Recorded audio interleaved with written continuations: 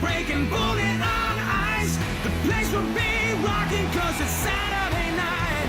The place will be rocking, baby. It's Saturday night.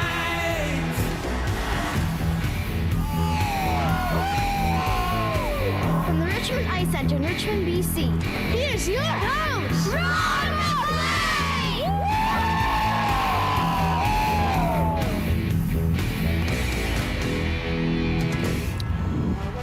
Shot of downtown Toronto. First, a big thank you to the Richmond Atom A1 Blues. They play in the Greater Vancouver Tier 1 Atom Division. They've got a couple of silver medals won already this year. And I know the team's really looking forward to Port Moody, a huge tournament beginning on December 27th. Thanks, kids, for a great start to hockey tonight.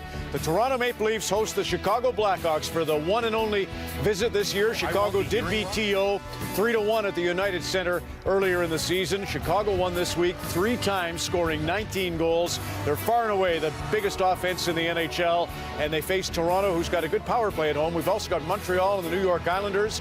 An early telecast this evening coming up from snowy Uniondale, New York. That will be seen by viewers in Quebec City. So, later tonight, by the way, for the kids in Richmond, your Vancouver Canucks host Boston. I know you're really looking forward to that. That's game 2 of the doubleheader tonight on a tripleheader day.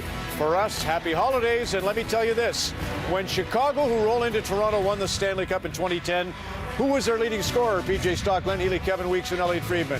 Tied with Dustin Byfuglien with 11 goals, it was Patrick Sharp.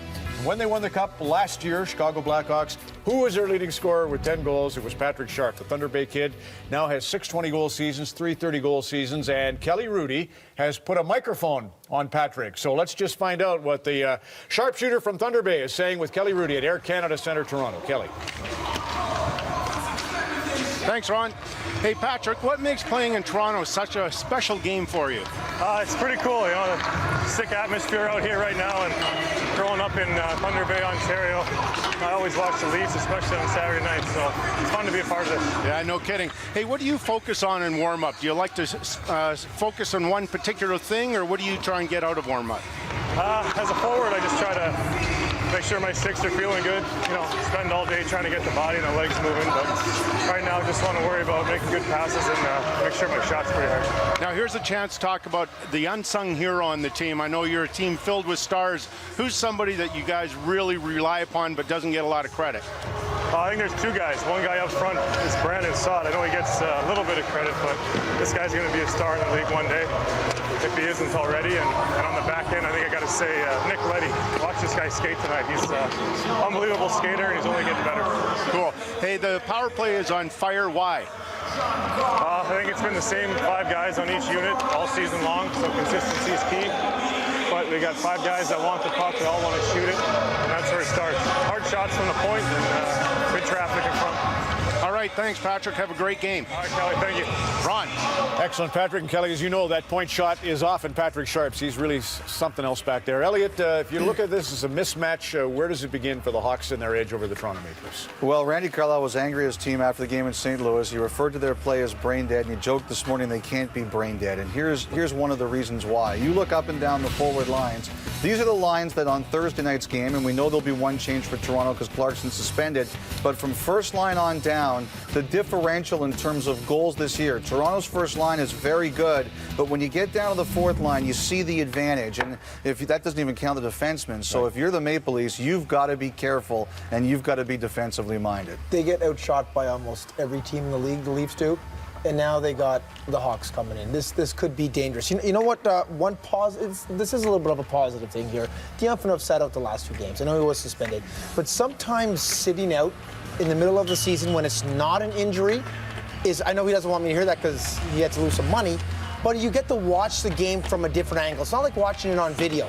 He's up top, and he's picking out little things, seeing where there's more time on the ice, seeing how plays develop. He's going to have his hands full tonight because I don't know who he's lined up against, whether it's going to be Sharp or Kane or Taves or Hossa or Saad. It's going to be a tough night for the Toronto D. Well, the coaches set up with him, too, and they're going to make changes to their D-corps tonight because of the fact that they haven't really played well. And, you know, the one thing you have to know when you play Chicago, they play fast, and they start the games. There's no surprise. They don't sneak up on you and go, oh, I didn't know they were this fast. I didn't know they were this deep. They pressure you all over the ice. It's both forwards. This is off a lost draw. and it's the defense jumping in the rush. It's absolutely every part of their game. And Sharp talked about their power play having 2 different units. Like, they are an impressive team. So, Toronto, last week you played the St. Louis Blues. Pretty good team. Here's your problem. Get out of your own zone. Almost half of the first period where you're letting St. Louis dance around, cycle the puck.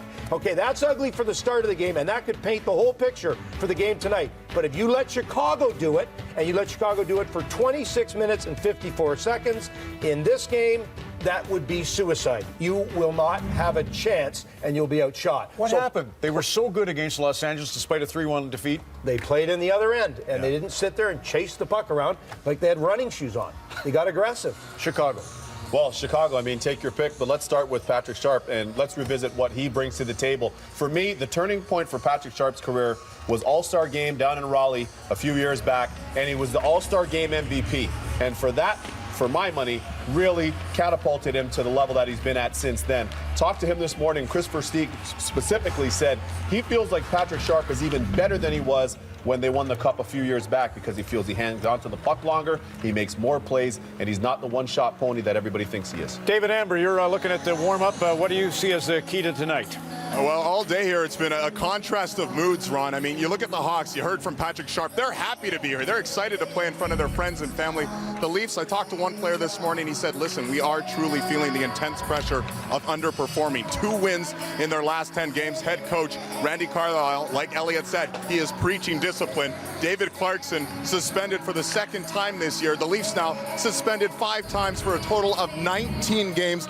That leads the National Hockey League. That's what cost Clarkson this last 2-game suspension. As well, only 2 teams have been shorthanded more than the Leafs this year. Randy Carlyle says against this team, if we're not disciplined, we will be in big trouble. The Hawks have scored power play goals in each of their last 7 games. So that's one theme to keep an eye on tonight. Should be a fun time here at the ACC, Ron. Patrick Kane, a 7-game point streak during that run with 2 goals and 12 assists. Bob Cole with Kelly Rudy and Glenn Healy will be down at Air Canada Centre for that one. Now in Uniondale, the Islanders, who've got just 1 win in their last 12 games, take on the Montreal Canadiens coming off a West Coast road trip. And since the trade, what have you seen, Elliot? Matt Molson leaves for Thomas Vanek. Well, it's almost unfair to Vanek because people are looking at the thing and saying, wow, look at how terrible their record is since Vanek got there. And he was hurt for some of it. But, you know, the deal for Molson, he was such a popular player in that room. He was Tavares' best friend.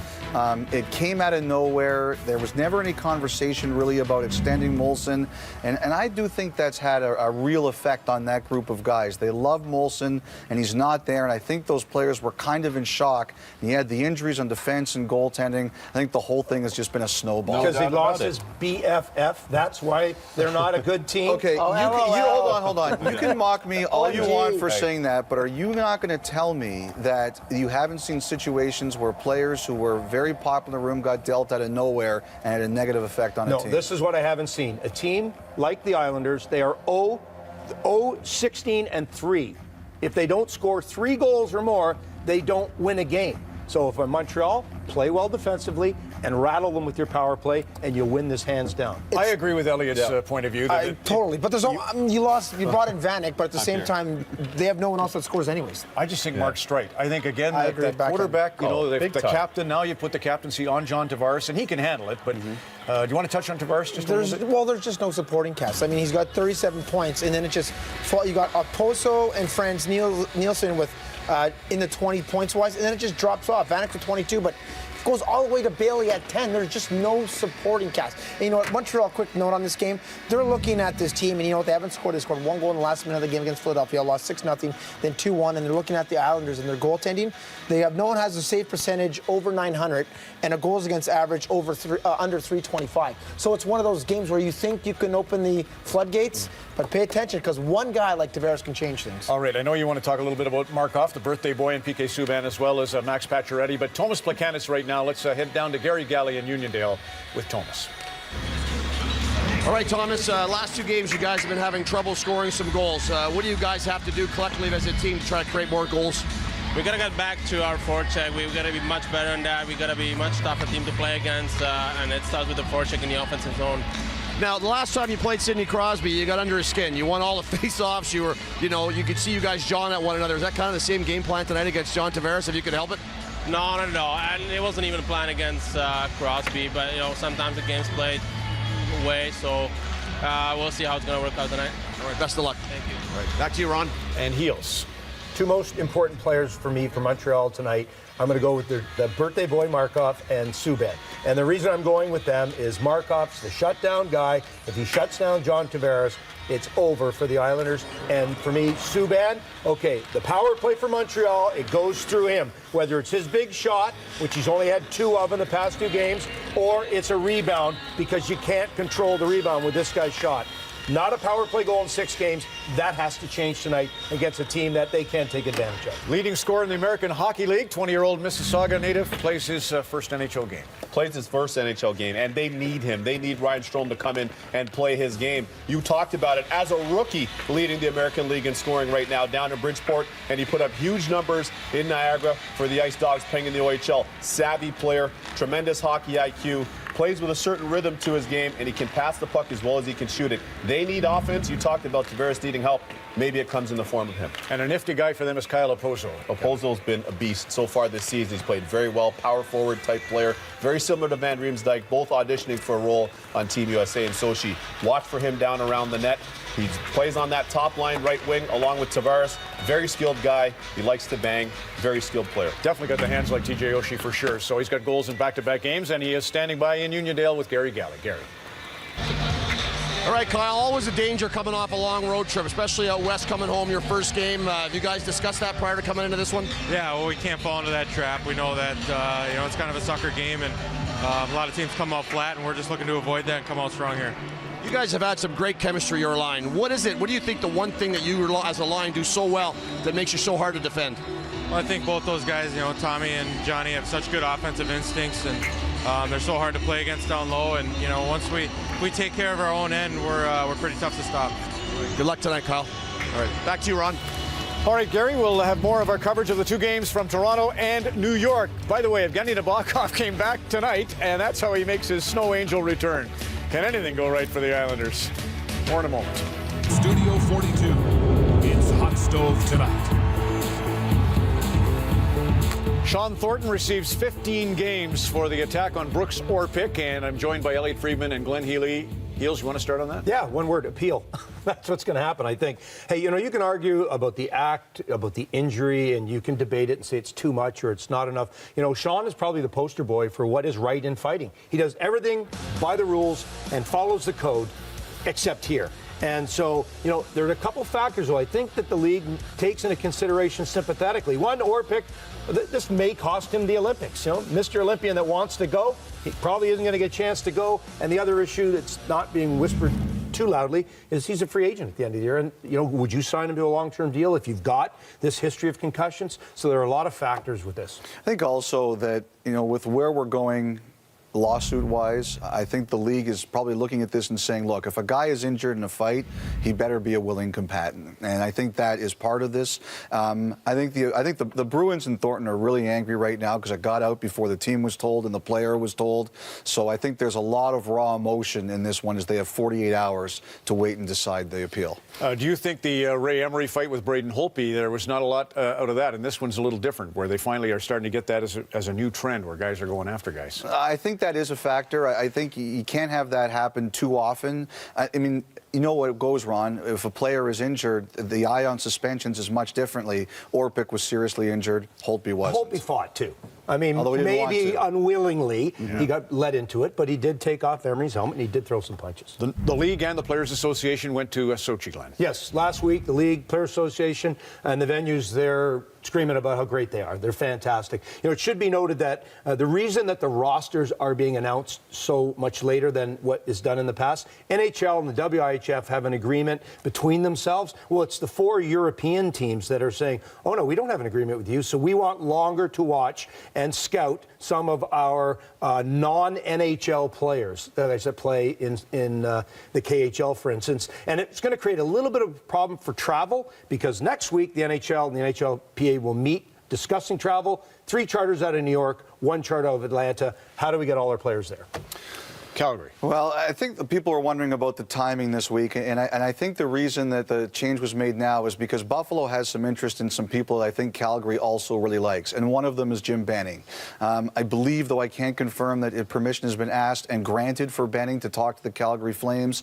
Joe Nieuwendyk, I don't think is going to be involved. I don't think he wants to move his family from Dallas, so I think you're going to hear some other names. Buffalo has also asked permission for Mike Futa, who I think Calgary will ask for, although LA to this point has not granted it. The Toronto guys who worked with Burke, Lorcella and Poulin, and Lawrence Gilman from Vancouver, who's been a friend of Burke's for a while, might get an interview there too. Yeah, you're going to have someone who works well with Brian. Brian's going to be hands-on. I'm not surprised they made the change. When you look at Ryan O'Reilly, that offer sheet, when you look at Jerome McGinley, when you look at two goaltenders that they took and thought, well, they're the best outside the NHL, they're just, you don't know what they are, really. So I'm not surprised with that, and I also wouldn't be surprised, a lot of leads blown, and so Brian Burke is probably taking a real close look at the coaching staff. And I'll give an example. A game against the Chicago Blackhawks, where it is a 2-2 game with 24.5 left to go, and Sven Barchi is on the ice.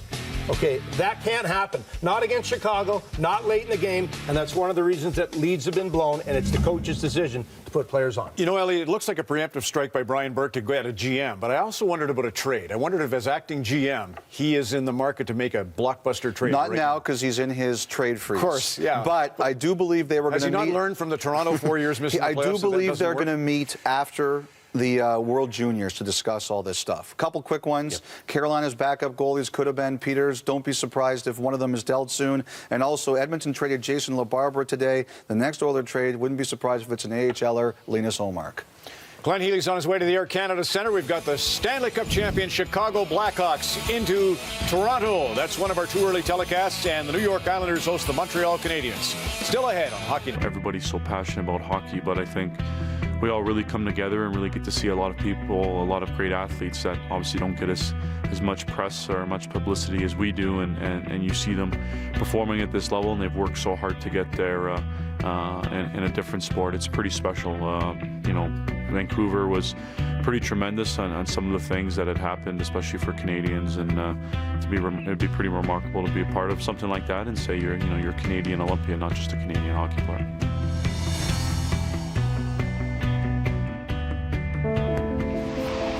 Hey, I contributed. I remember that kid. He's in the NHL now. And they said, well, what are these? And I said, power cookies. I knew that skating rink was the symbol of who he would become someday. Maybe it was my sauce. Maybe that's what made him the best player in the world. It takes a real team of people to help you get there. When Mike Babcock had Jonathan Toews on his shutdown line in Vancouver, he always used the saying, 33 million Canadians will attend every game. Canadian Tire, in a similar vein, launching the next phase of We All Play for Canada, and there's the information. Jonathan Toews will have a great photo on Coach's Corner, by the way, a jacket Jonathan Toews has sent to Don. Chevrolet IDES now, and Andy Petrillo. Andy. Ron, sticking with the Canadian theme, 3 Canadian teams in action earlier today, and the Dallas Stars taking on the Winnipeg Jets. Entertaining game. We saw 1.3 goals in less than 2 minutes. But thanks to Anthony Paluzzo taking a 5-minute major in game misconduct, the Stars pulled away on the power play. That was Jamie Benn's second of the game. Then Seguin would get his second of the game as well, as they would go on to win this one 6-4. And Colton Sevier from Red Deer, Alberta, scored in his first career NHL game. He's also still the leading goal scorer in the AHL as well. LA Kings, Ottawa Senators. The Kings would score 21 seconds into this game, and at one point right here, Andrei Kopitar putting them up 3-0. Craig Anderson would get the pull. Jarrett Stoll would get the cushion here for them because Ottawa would fight back to make it 3-2, but 5-2 the final for Los Angeles in this game. And finally, Calgary Flames taking on the Buffalo Sabres. No score in the first and second period. They'd exchange one in the third, so they'd have to go to the overtime. Matt Stegen would get the OT goal, second win in a row for the Calgary Flames, second OT win in a row for them as well. And in fact, Ron, first time Calgary has won in Buffalo in 17 years. All right, Andy, you know, Scotty Bowman has a lot of great ideas. One of the neatest things he ever said was Wendell Clark is the fastest 6 seconds of anything ever in hockey, whether it's a flurry of fists, whether it's jumping into a forecheck, or whether it's getting off a wrist shot. He's getting ready for the Big House, January 1st. Let's go down to David Amber at ACC. David. All right, thanks so much, Ron. He's been patiently waiting for this moment as we reveal the alumni teams. The appetizer, I guess, to what's going to be a great entree, and a pretty good appetizer as well, Wendell, with 2 alumni games, the Red Wings and the Leafs, on December 31st. Well, it's great. We got so many guys between the 2 teams and all the organization, the 2 organizations. So there's a ton of guys that want to play. It's going to be a lot of fun, both games. And Ron, my shifts will be 6 seconds long. Yeah, and here are some of your teammates that you can be excited about. This is the first alumni game. Yeah, the first lineup with Danny Dew and Mark Osborne, Billy D. Mazey's playing there, so that defense, a little more defensive core on the first game. Like we got the offensive guys. And then you're going to be headlining in the second game. And look at that line, Vive Sittler, and that might be pretty neat. I might not see the puck with those 2 guys. I don't know. And then you got Dougie and Chucky there, so, and with Darcy, so, and Gary and Russ, so it'll be great in the defense. It's pretty good. These guys are all offense, so hopefully they just keep carrying it all night. Who are you most excited to be playing with? Just all the guys. It's great between the 2 lineups, Detroit's and our 2 lineups. Just it's going to be old home week walking around the dressing rooms. It's going to be a lot of fun seeing the guys and running into everywhere you go. It's going to be old faces and last week at Comerica, they're getting ready. The Wings are ready. How are you preparing? Well, I'm doing over and backs because it's only 80 feet wide where we're skating now. So it's good. I'm doing over and backs first. I don't want to go all the way down the ice yet, but watching these guys skate, they got a few guys that just finished playing, so we're going to have to be ready, or you might see the first alumni trap game. Listen, you were one of the most popular Leafs here in front of 16, 18, 20,000 fans when you played at the Gardens or the ACC, but what about out in front of 50, 60,000 fans? What are you expecting? Well, it was great. We were always hated in 20,000 people in Detroit. Now we get to go on the ice and be hated by 48,000 people, I think. So it's going to be a lot of fun out there. Wendell, thanks so much. You can, of course, see these rosters on CBCSports.ca. Tickets still available. Catch this guy back on the ice, Wendell Clark. Thanks so much. Should be great. Thanks. All right, Ron. Going to be a brilliant day. That's the 30th for the alumni at Comerica, and of course the Big House will have the Winter Classic. Elliot, big game now. Stanley Cup champs roll into Toronto. You know, the other night they played Dallas, and Jim Nill said Chicago's forwards were getting back before the defensemen were. They're so in tune right now. Judging from the skate, it looks like the Ranger-Fraser pair is out tonight for Toronto. Playing off that, talked to Jonathan Taves this morning. The thing he told me, I said, why do you guys play so well defensively? Weeksy, you want to get the puck back. That's what we do. Toronto, take whistles. Don't let Chicago get into a rhythm. So we'll try and slow the game down that way. And the Montreal Islander game, first goal. First goal wins the game there. Duncan Keith has dibs on the Norris Trophy right now. He's the best in the NHL, and with 129 goals, the Chicago Blackhawks are the #1 offense. So it's a lot for Toronto, who have dropped 3 in a row, or trying to get on track this evening as we get set for action at Air Canada Centre. Because it's the only visit of the Stanley Cup champions, you can imagine the buzz. And one other factor, the West's dominance of the East. 118, 49, and 20 right now, the West. So it's the champs against Dion Phaneuf in Toronto. Plus, we've got Montreal, New York Islanders for viewers in Quebec. Right now, back to Richmond, British Columbia. There's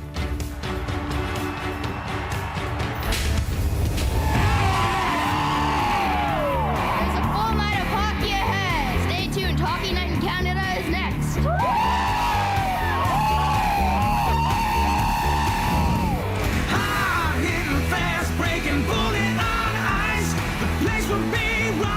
It's Saturday night.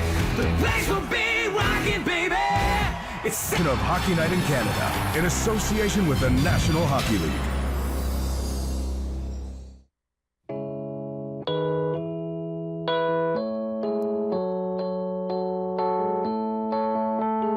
Be true or be gone. You're only fooling yourself. Open hand and now you are holding out, but there is no light that you can't live in. Tear it apart.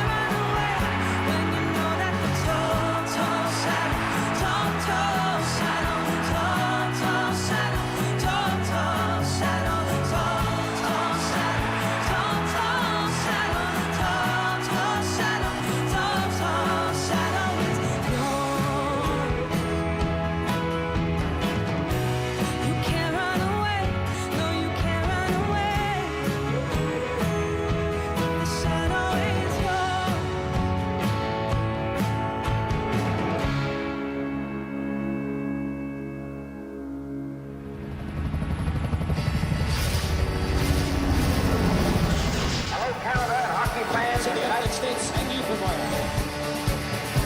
And U.S. coast to coast. Here we go. Oh, what a save coming into a net. Pass, shot, shoots, scores. Magic. They're all ready for the face-off. A candidate shot right on. All over the line. There's the goal.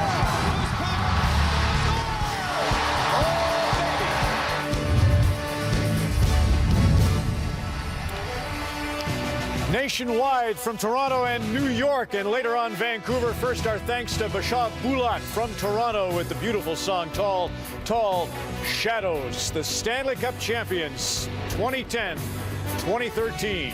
And a huge group of supporters in to Air Canada Centre to see the Hawks' lone stop in TO this season. You can see it's very Christmassy everywhere we go. Lots of Montrealers always make the trek to Uniondale.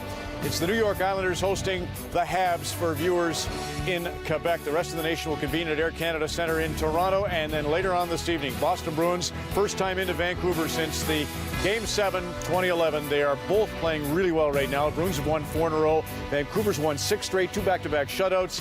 They are right now 6th in the Western Conference, just 2 points into the playoffs, and yet they are on a tear. So 3 terrific telecasts for you as we have 11 sleeps until the big man makes his ride from the North Pole. Let's get to Air Canada Centre. David Amber. David. Hey, Ron, remember when the Leafs were fighting for first in the East? Well, that's a distant memory. 3 straight losses. They now have settled into 8th in the Eastern Conference. And their head coach, Randy Carlyle, says they have to be way better, way more disciplined right now. Thursday's loss against St. Louis, he said the team were brain dead. It will be big trouble against the Chicago Blackhawks if they repeat that performance tonight against the Hawks team that's beaten them 8 straight times and comes in riding a 3-game winning streak. David Clarkson suspended. He's out. Troy Bodie draws in. Mark Fraser, Paul Ranger, a combined -5 in the last loss. They sit as well. John Michael Lyles draws in for the Leafs, who look to turn things around. Let's head out to Uniondale now. Mark Lee with more on the Habs and the Isles. Mark. David, the Canadians have gone cold like the weather since their 10-game run, and so Michel Therrien has shuffled his lines again. They were shut out by LA, lost 2-1 to Philadelphia this week, so Michael Bournevel comes into the 3rd line tonight, and Ryan White is a scratch. They'll still go with Carey Price in goal again tonight. The Islanders have 1 win in their last 12 games. They've become a 1-line scoring team, and so tonight Ryan Strome makes his NHL debut, fresh from tearing it up in the American League. They hope he'll add some secondary scoring. And Evgeny Nabokov is back in goal for the Islanders after missing nearly 4 weeks with a groin injury, so that's good news for the Isles, who've been awfully scrambly in their own end. Peter Regan is back into the lineup on the 4th line tonight, and Colin McDonald is a scratch. Ron? Mark with Gary Galley at Uniondale this evening, and we will have Glenn Healy between the benches, Kelly Rudy upstairs with Bob Cole. All you need is a red light and the sound that a crowd and a play caller makes. Tall, Tall Shadows coming up.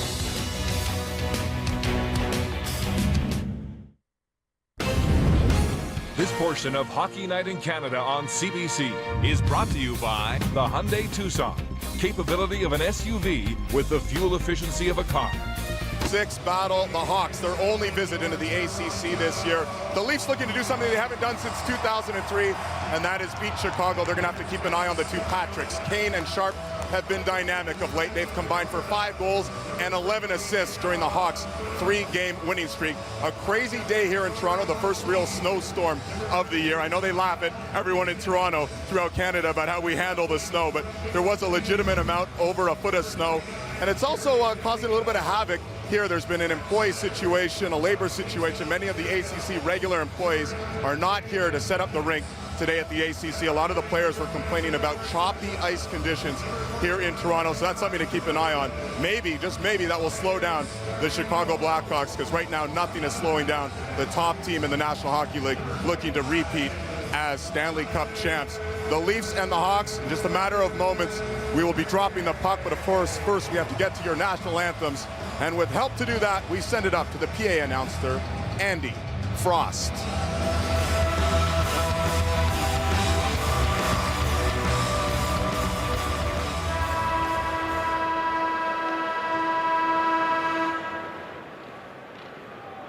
Ladies and gentlemen, will you please rise, remove your hats, and join Caitlin Kozel in the singing of our national anthems.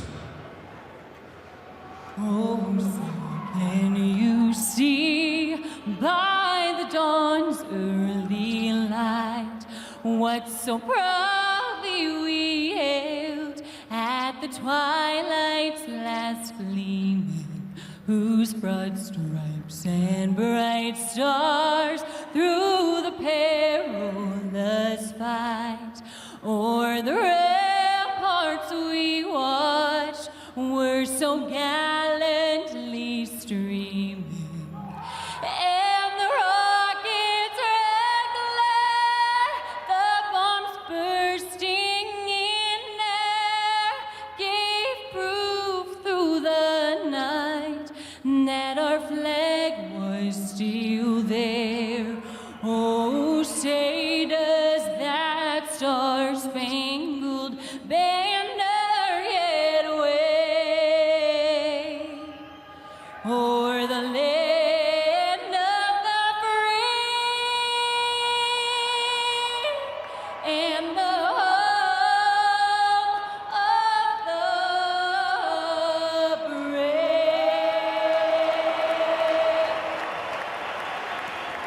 Oh, Canada, our home and native land, true patriot love in all thy sons command. With glowing hearts we see thee rise, the true north strong and free. From far and wide, oh Canada, we stand on guard for thee. God keep our land glorious and free. Oh Canada, we stand on guard for thee. Oh Canada, we stand on guard for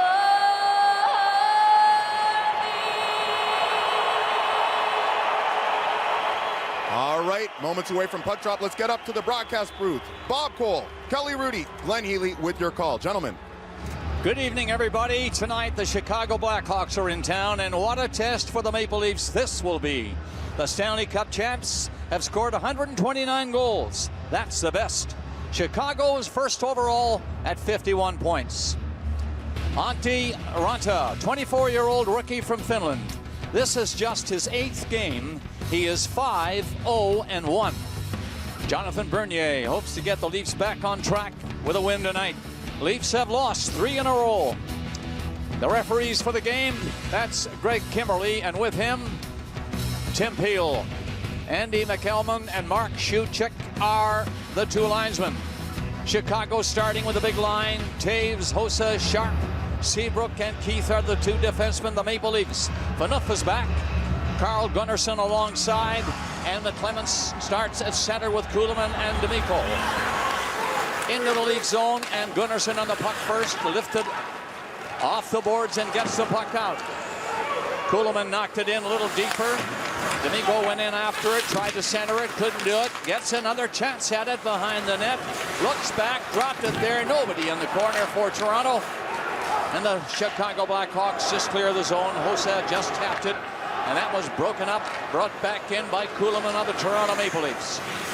He gets in behind the goal, left the puck there, had some help, but nobody could make a play really. And Chicago, post-checking team, they can score too. They've got everything going. This one is deflected wide of the net. And Taves, the captain, tried to backhand the puck ahead to get it out and didn't. Seabrook waits for Chicago to make the change. The Leafs are changing also. Kadri was up on the forecheck. Now Gardner has to hurry back. Tapped in behind the net for Chicago by Boldy. On the boards on the other side, Kruger, he knocked it in behind the Toronto net. Leafs get a hold of it. Can they move it out though? Chicago forechecking well. Kruger was knocked down. Play goes right on. And Chicago's Hjalmarsson brought it through the middle with a pass. Dumped in a little too far for anybody to pick up. Too far for Smith. He was the closest to it. Here's Kadri. Up to center, a little bit of room maybe. Couldn't find it to get in there along the boards around the defenseman. The youngster Riley got the puck out. The Leafs get it in. Kadri again made a good move. He's knocked down. That's going to be a penalty. It'll be the first one of the game, of course. We're just in there. 1:45. Net empty for Toronto. Extra man on, but they lose possession. And the play is called, and here comes the first penalty. Leafs with good jump so far early in this first period. Kadri gains a Blackhawks blue line, and then Versteeg comes in an attempt to strip him of the puck, and clearly that's a penalty. Now the Leafs had a lot of problem in St. Louis in getting pucks deep. Randy Carlyle talked about that. He wants them to be more of a cycle team. That's a great first shift from McClement, D'Amigo, and Kuhlman. Chicago is 28th killing penalties this year. You wouldn't believe it. A team first place. It's hard to imagine, isn't it? Yeah. Well, we'll see what happens here. Toronto with Holland on the ice to take the face-off. Couldn't win it. So the Leafs come back and they'll start from their own blue line. First power play of the game. And Toronto looking for the first goal of the game. As they have the extra man starting off, knocked into the zone by Riley. Coming in hard as Holland, couldn't get to it. Cleared away by Chicago's Hanzus. Out and down the ice it goes. A little slow pace, Glenn, wouldn't you say, to start a power play? Coming on at center ice and dump it in. Then Healy is down between the two benches. Obviously didn't catch that question. Sorry, Bob, I had the mute button pushed for mute. A little bit of disturbance between the two benches that Canada can't hear about. Well, here is Phaneuf starting it off. Kadri brings it over the line.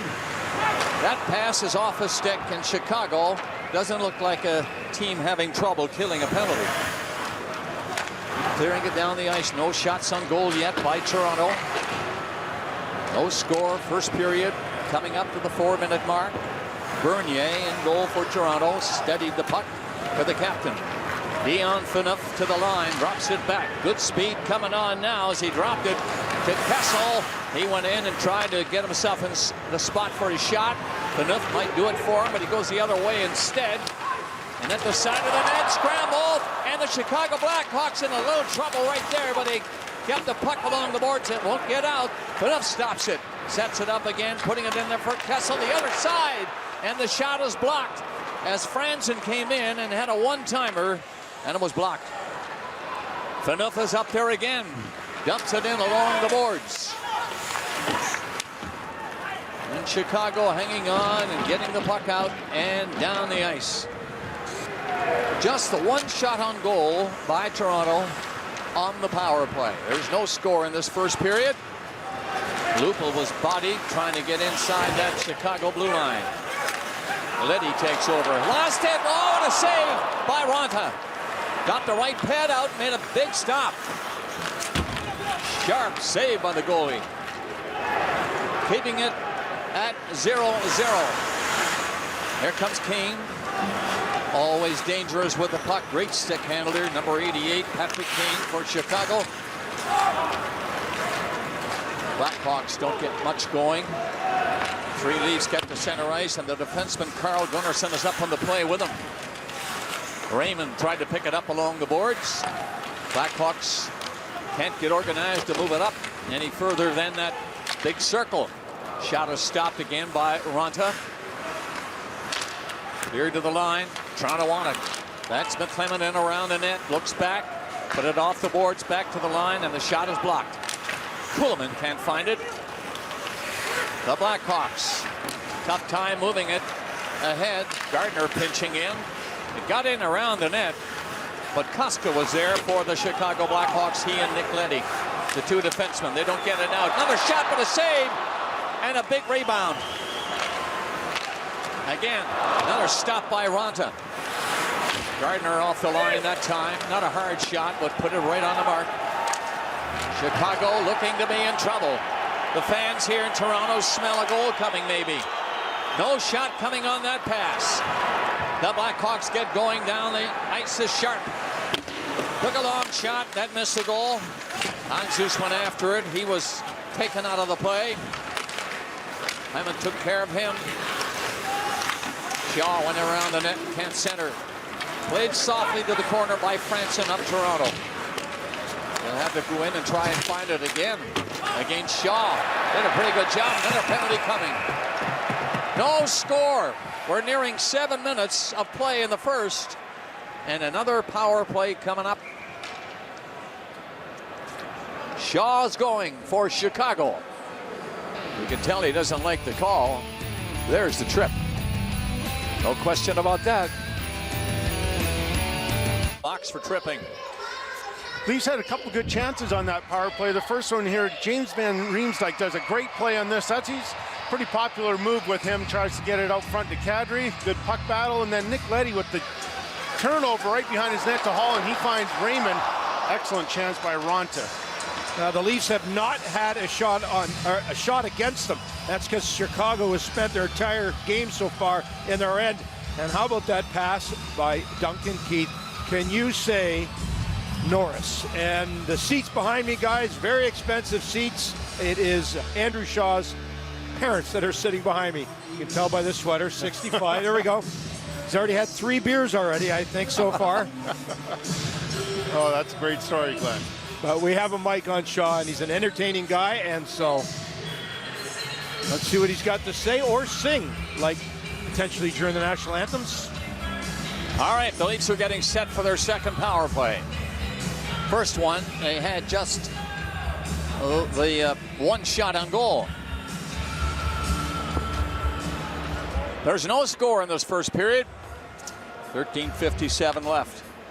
And as Glenn mentioned, not a shot on goal by Chicago yet. All right, big circle to the right of Antti Ranta. Bob, the Leafs had a good job of doing what Randy Carlyle said this morning, have a short memory because they didn't like their start in St. Louis, and it's been a good start so far. Henry kicks the puck loose. Keith is after it. Will he get there? Yes, he usually does. Successful again this time. Phaneuf leading the charge for Toronto. 2-game suspension done. First game back tonight. Kessel played it up for Kadri. Dropped it to the line. The long shot comes off the boards and back and stopped by Phaneuf at the blue line. And then he lost it. It was cleared out of the zone by Kruger of Chicago. Kessel made a good move. And another to let Phaneuf loose. Got it in off the boards. It hit the back of the net. Kadri couldn't find the puck. Cleared along the boards by Chicago. Taves got it out. He's fast. Coming in. He's going to get a shot. And that's stopped by Bernier on the short side. Chicago's first shot by the very dangerous Jonathan Taves. You have to make quick decisions when you're playing a fast team like the Chicago Blackhawks, and that's what Franzen does right there. He pinches at the worst possible time, and away Jonathan Taves goes, and he gets an excellent scoring chance right here.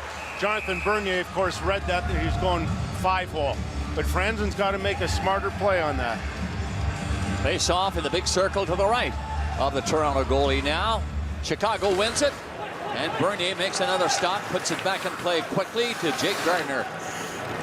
Gardner starts off, takes a look around. He sees Holland going. He carries the puck in, drops it back to Raymond. Centering pass near the line, ends up in the stick of Gardner.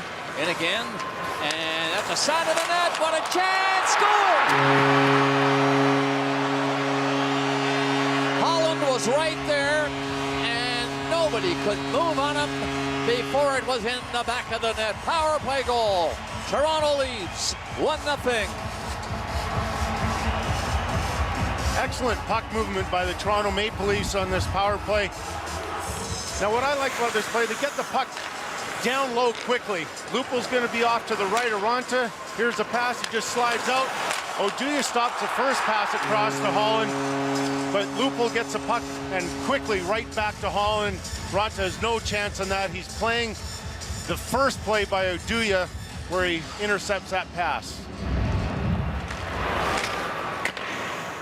So, second power play of the period for Toronto. They're ahead in the game. Good skating. Jerry Domingo got the puck high off the glass. That was deflected out of play.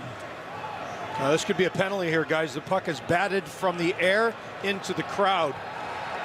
This is an unfortunate one for Chicago Blackhawks, it's not really the spirit of what the rule is all about, but it's been the penalty parade for the Chicago Blackhawks. Now they're arguing, Glenn, and I thought it hit something before going out, and maybe those Chicago players are wrong, and I am with them. Hey, I'd That's argue a it penalty. too. So here's the play. Was he in the defensive zone? And that would be his argument. Yeah. His skates aren't in the defensive zone when he hits the puck. So Koska's got good issue to complain. The first goal, though, Kelly, what I saw from the Maple Leafs, great entry into the zone. If you can get in, you've got an extra man, you get your chance. They put it to the back of the net. Leafs win the draw. What a great start for Toronto. They have a goal. This is their third power play, and they have control inside the line.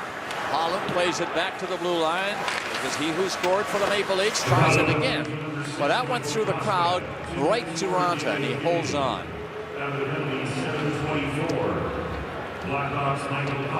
This is a great start for the Toronto Maple Leafs. This is one with a lot more energy. They played really poorly. As Randy Carlyle said in St. Louis, they're brain dead. Well, they're certainly not brain dead this start. Holland's fourth goal of the season. He's played well for the Maple Leafs. Wins this faceoff too. Gets the puck along the boards and leaves it. Raymond played it back to the line. Leafs line up for another shot. Gardner ends it off. He stays open back there. They go deep with him. Finally skating back near the line, nearly intercepted, but Lupul kept it in. Played in off the boards by Riley.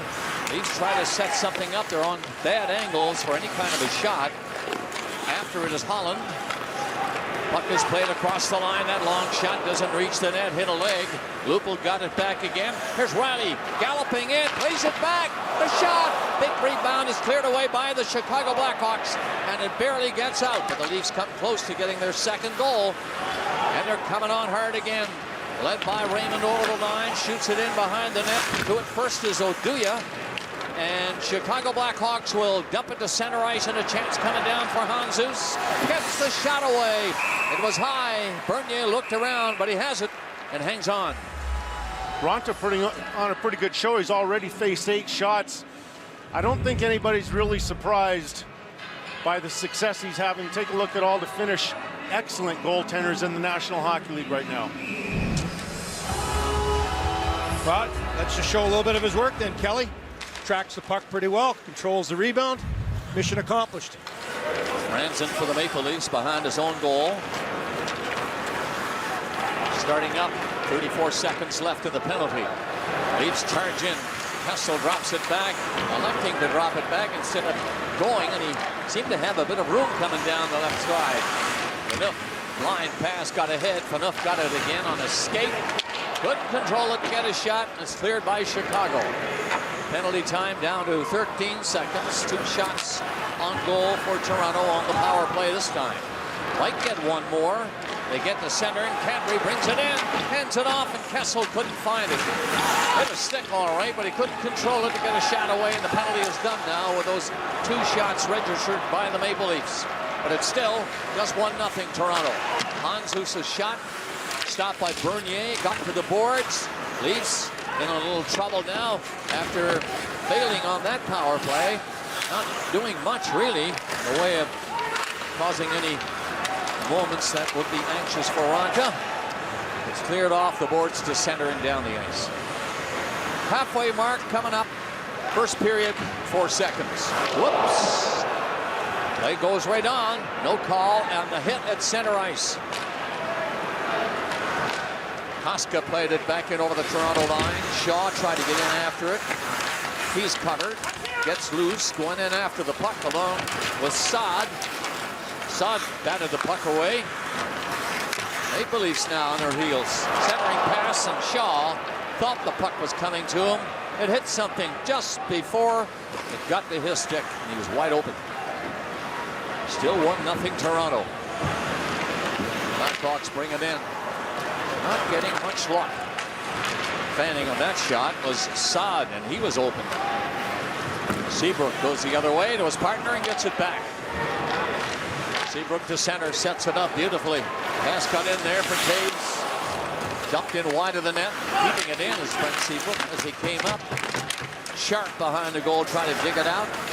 Maple Leafs get the puck near the line. It's batted down, and Holland took over and dropped it back to Gardner. Tried to set him up again as he came from his own zone, but it got all the way back to Francis. He had no place to go, just got rid of it. Lupul was up there, didn't get to him. Now the Leafs get the puck in over the line. Peter Holland skates in there after Keith. The defenseman played it ahead of him. Got it up to the blue line. Hjalmarsson batted at the puck. It got near the line. Away they go. Versteeg brought it up over the blue line. Hands it off on the right side. Kane was stopped. Couldn't get anywhere. And now Handzus to Kane. Behind the goal for Chicago. They're covering him well. And they should. Flipped away to center ice. Patrick Kane, 42 points. Leads Chicago in scoring. That's an icing call against the Blackhawks. The weather outside's a little frightful. I bet you there's some collisions on the road. Let's take a look at a collision here. Kuhlman, Shaw, and it could have easily been a penalty. In my opinion, it was a penalty. Goes undetected.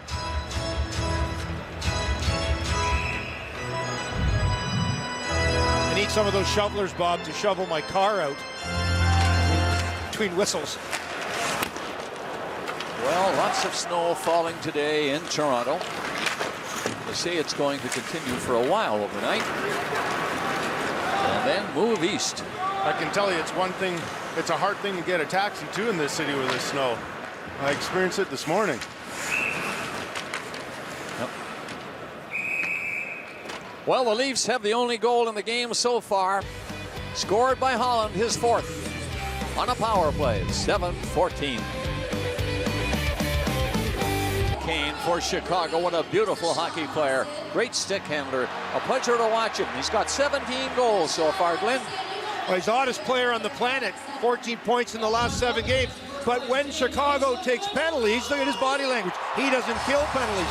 So in the first 9 minutes of this game, Chicago takes 6 minutes in penalties. He sits beside me. That doesn't make him dangerous. And there's his first shift after sitting for almost 4 minutes. So as Chicago takes penalties, and you know who sits. Crosby has just scored, so we've updated the stats. The puck is shot into the Toronto zone, and the goalie, Bernier, came out to steady it. And the Leafs don't take advantage of that, although it was tipped at center, so no icing. And Koska had to hurry back. And he figured out there'd be no icing on the play. Warren didn't get very far. Koska comes back again for Chicago. Dangerous pass, that one. Got away with it to Nick Leddy. Got it through to center ice. Saad brought it in for the Chicago Blackhawks. Here's Warren. Takes a shot from the sharp angle. It's loose there for a second. And Bernier got his mitt down on it, and he hangs on to it. No further play. Pretty dangerous shot from the off wing with Morin. He's going to attack the net right here with Shaw going right to the front of it. Morin just quickly turns, spins, and tries to go 5-hole again on Bernier. Look at the blue sweaters back, though, guys. The mandate for sure from the Maple Leafs is you better back check. We need to have all 5 guys defend this solid offense that Chicago brings every night, and they're doing it. Sharp takes the face off of this. Taves hosts the line. Gunnarsson played it away from the danger area. Toronto on the move again. Jerry D'Amigo. Got it in deep all right, but Oduya was aware of that, and he got back fast. Hjalmarsson shot the puck ahead. Blackhawks come on. Dumped in by Hossa. Ricochets off the boards. Taves read it well, but then couldn't pick it up. And the Leafs had no place to go, so it just cleared out of the zone by D'Amigo. 6:35 left in the first period at the Air Canada Centre in Toronto. Leafs are ahead 1-0. D'Amigo tapped it in, signaled to change him up for the Maple Leafs as Seabrook comes on for Chicago. Right through the middle with a pass. That's knocked down to the Leaf line. Cantley tried to feed it in to a speedster whose name is Kessel, and they didn't get to him. Blackhawks back with Duncan Keith. Lost it. Toronto for checking well. Right in front of the net. There's another shot by Kessel. He nearly got a third. 2 big saves by Rada. He stayed with him the whole way on his skates and waited for the shot to hit his pads. Henry takes the pass, throws it ahead. No return was given, and Chicago in control again. 5:45 remaining in the first period. The Blackhawks come on, led by Hjalmarsson.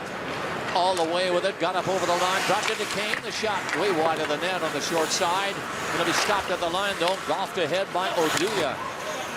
Gardner missed it. It came around the net okay, but the Blackhawks are on it in there, causing problems for the Maple Leafs.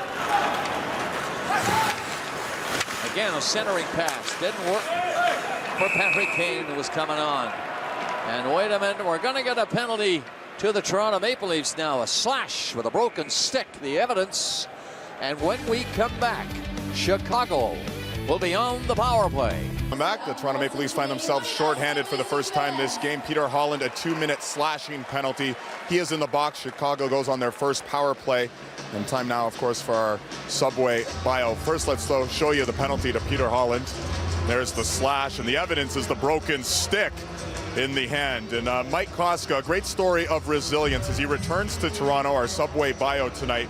This is a great story, guys. 28-year-old undrafted, goes to Chicago, scores his first NHL goal against Toronto earlier this year. We'll have more on that in just a matter of moments. Let's get you to the power play, though. Chicago 4th in the National Hockey League on the power play, and nearly got a great setup by winning the faceoff in that big circle. Couldn't get a shot, though. So they're back in their own zone and starting up. The all-star defenseman, Duncan Keith. Coming in hard as sharp, right in front of the net. Gunnarsson couldn't get it all the way out, but he made a good play clearing the danger area. Kane centered it, that's broken up, and Kuhlman dances away for Toronto. He got the center and just dumped the puck in. Good play by Kuhlman, who heads off now, and the penalty killers change up. Patrick Kane brings it on. He was hit, but he kept going. In there is Franson trying to play it along the boards. The Leafs are doing a pretty good job so far. Out and down the ice. Toronto's penalty killing, 27th in the league.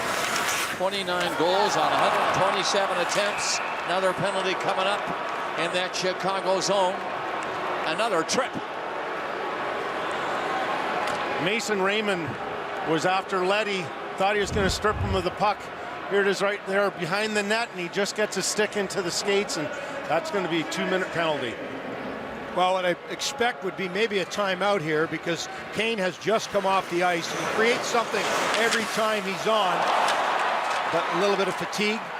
Maybe. Are they up for a 5-on-3 here? No, and it's a long one. They're going to call the timeout. Good for you, Glenn. That's exactly what has happened. See, they listen, Bob. Take your game to the next level with Hockey Night Second Screen. Interact and compete for prizes. Be a part of our broadcasts. Join us at cbcsports.ca/second screen. These are not easy games for the Toronto Maple Leaf goalies when you've been getting pelted and under siege most of the season, where you face a lot of shots. Bernier so far has only faced 6 shots from the Chicago Blackhawks, so it's a real challenge to stay in this game mentally. Excellent save right here, though. Good hard push to his right, gets across. Everything about that was pretty good positionally. This is from the LASIK MD net cam. Terrific shot of it right there. Great work by Jonathan Bernier. Now the first penalty has 58 seconds remaining, and now this one. Raymond for tripping, 15:45. The time and the face-off with 3 defenders in front of the goalie in the Leaf zone. Jonathan Toews to his right is Kane. Face-off is won with nothing doing, and the Leafs get it down the ice. Duncan Keith will start it off for Chicago. Great defenseman, rushing, defending, all over the place. There's Toews. Plays it around the net and will roll right back to the line to Hossa. Lots of time to set it up. Stays open for a shot maybe. Nope, side of the net. Score! It was fired at the net by Patrick Kane, all right, and the goalie wasn't quite ready. Off a skate in front of him, and he couldn't do much about it. Dion Phaneuf got his skate down, or I don't know if it was a stick or his skate. It hit it anyway and went in on the goalie. Well, Tie game. everybody in the building saw this play developing. Kane in the corner, and you know he's going to try and go cross crease because it's a smart play. And here you're going to see Dion Phaneuf stick his stick in there, thinking that in an attempt to block that pass. And there it is, and Jonathan Bernier, of course, has no chance on that one. All the sticks are in the right spot. Kane, left-handed shot. He's got a good angle. He's going backdoor to a right-handed shot. And you knew when you took the 5-on-3 that there's just too much firepower that Chicago has. One shot, one chance, one goal. And what's worse, the goal came with time left in the first penalty. So they're still shorthanded, these Toronto Maple Leafs, and the game is tied now in Chicago's power play. Powerful. Seabrook grazed the goalpost with that hard shot from the line.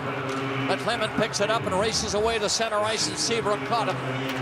Got the puck in on the net.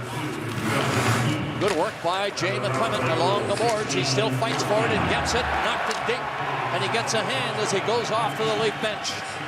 45 seconds left in the second penalty against Toronto. The game is tied now, and Seabrook slams the puck in again. They're in after it. It rolls all the way back to the line. Seabrook stays open, takes the pass. Looks ahead and rolls it up the side. Back to Seabrook. Got that great shot. And it's right on for Bernier to hang on. First power play for Chicago. It was Hossa and Keith on the point. Not bad. What's plan B? Oh, Seabrook. He's pretty good too. And this shot here just grazes the post. Chicago has not had a shot yet on these two power plays, but they have come close once and finished it once. Embarrassment of riches for Chicago. Taves in on this face-off for the Blackhawks. McClement for Toronto. The referee over at the timekeeper's bench. Both power plays so different. The second power play unit, shots, traffic, you've got lots of people in front of the net. And this power play unit that's on for Chicago now, all kinds of creativity. Sharp at the point, Keith at the point, and then the two big guys up front, Taves and Kane. And I have a pretty good idea, Glenn, where Andrew Shaw is going to be, and that's going to be right in front of Jonathan Bernier, making his life difficult. Seems we're set and ready to go. Tim Peel has his official work taken care of. Talked to both benches. I have no idea what was going on. However, the play continues. Chicago on the power play. Good pass by Sharp, and the shot misses the net. On it quickly is Taves. Looks back to the line, and there's Sharp again. This one is stopped by Bernier's stick, and the Leafs are going to clear it. Came off Sharp's stick and bounced down inside the Chicago line. 3 seconds left in the Leaf penalty. And now an icing call, so they're safe on this one as Leaf Raymond is ready to come back on. He'll be on in 1 second. Jay McClement has done such a wonderful job on the PK for the Toronto Maple Leafs. Here's on the 5-on-3. That's how you kill a 5-on-3 penalty. You win the face-off and get the puck down the ice, but he has been such a special player for the Leafs this year. Kadri whipped it over here on this side. Open ice for the Maple Leafs. So the Chicago Blackhawks kept going. The teams are now at full strength. 2:05 left in the period. And the Blackhawks are on the move again. Once again, Jonathan Bernier took that shot from an almost impossible angle for any hope of a goal from Kane. Hey, this is ridiculous at full speed. Keith to Kane's got his head up. Thank you. He turned the wrong way. Morgan Riley in the lineup tonight. I don't think he's ever played against a player like Patrick Kane. As an inside-out move, full speed. Maple Leafs can't win the face-off in their zone again. Andrew Shaw gets going behind the net with Saad out to the line. Jalmerson to Saad. Let it go, and it rolled into Shaw in the corner. But he's covered in there. Lyles takes his man in on the boards. Shaw got the puck, however, knocked it loose. Riley tried to tap at it. Crowd on the boards trying to fight for it. It's Hossa who gets it loose. He wasn't allowed to go very far thanks to Lyles. And the Leafs give it away before clearing it out. Right in front it comes. Shaw went after it. Off his stick and finally cleared. Kessel. He's up there. Reach for it. Here's Kessel right in. Oh, what a pass. It bounced over the stick of Van Riemsdyk. A great-looking 2-on-1 for Toronto. The other way, Prasad centered him. Out in front of the net was Hossa. He had to back it up around the net to Shaw. He centered it. It hit a stick, came back to him. Now he gets it again and gets up to the line, and that long shot by Koska is blocked. Final minute of the first period. Hossa got back to make a good defensive move.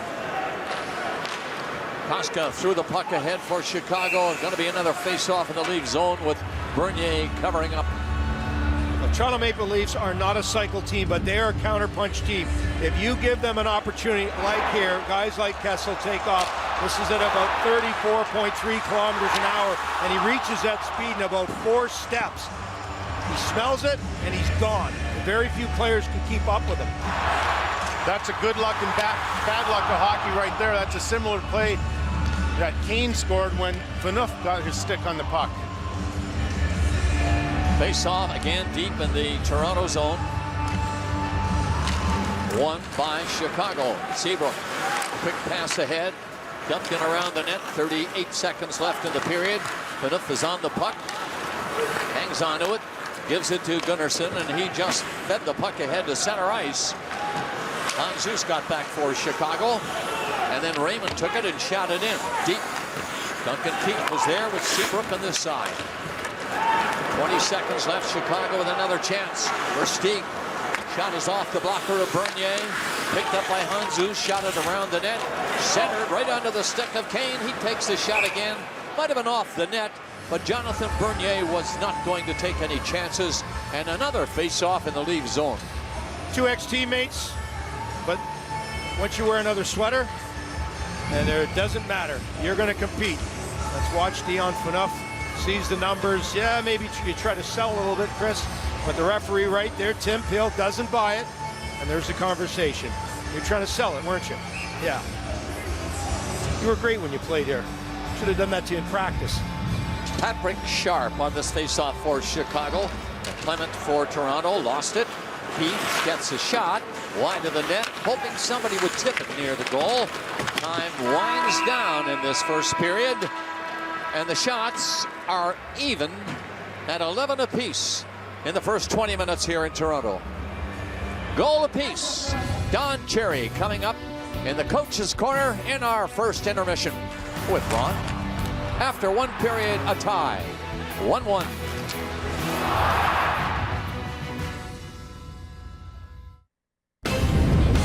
This portion of Hockey Night in Canada on CBC was brought to you by the Hyundai Tucson. Capability of an SUV with the fuel efficiency.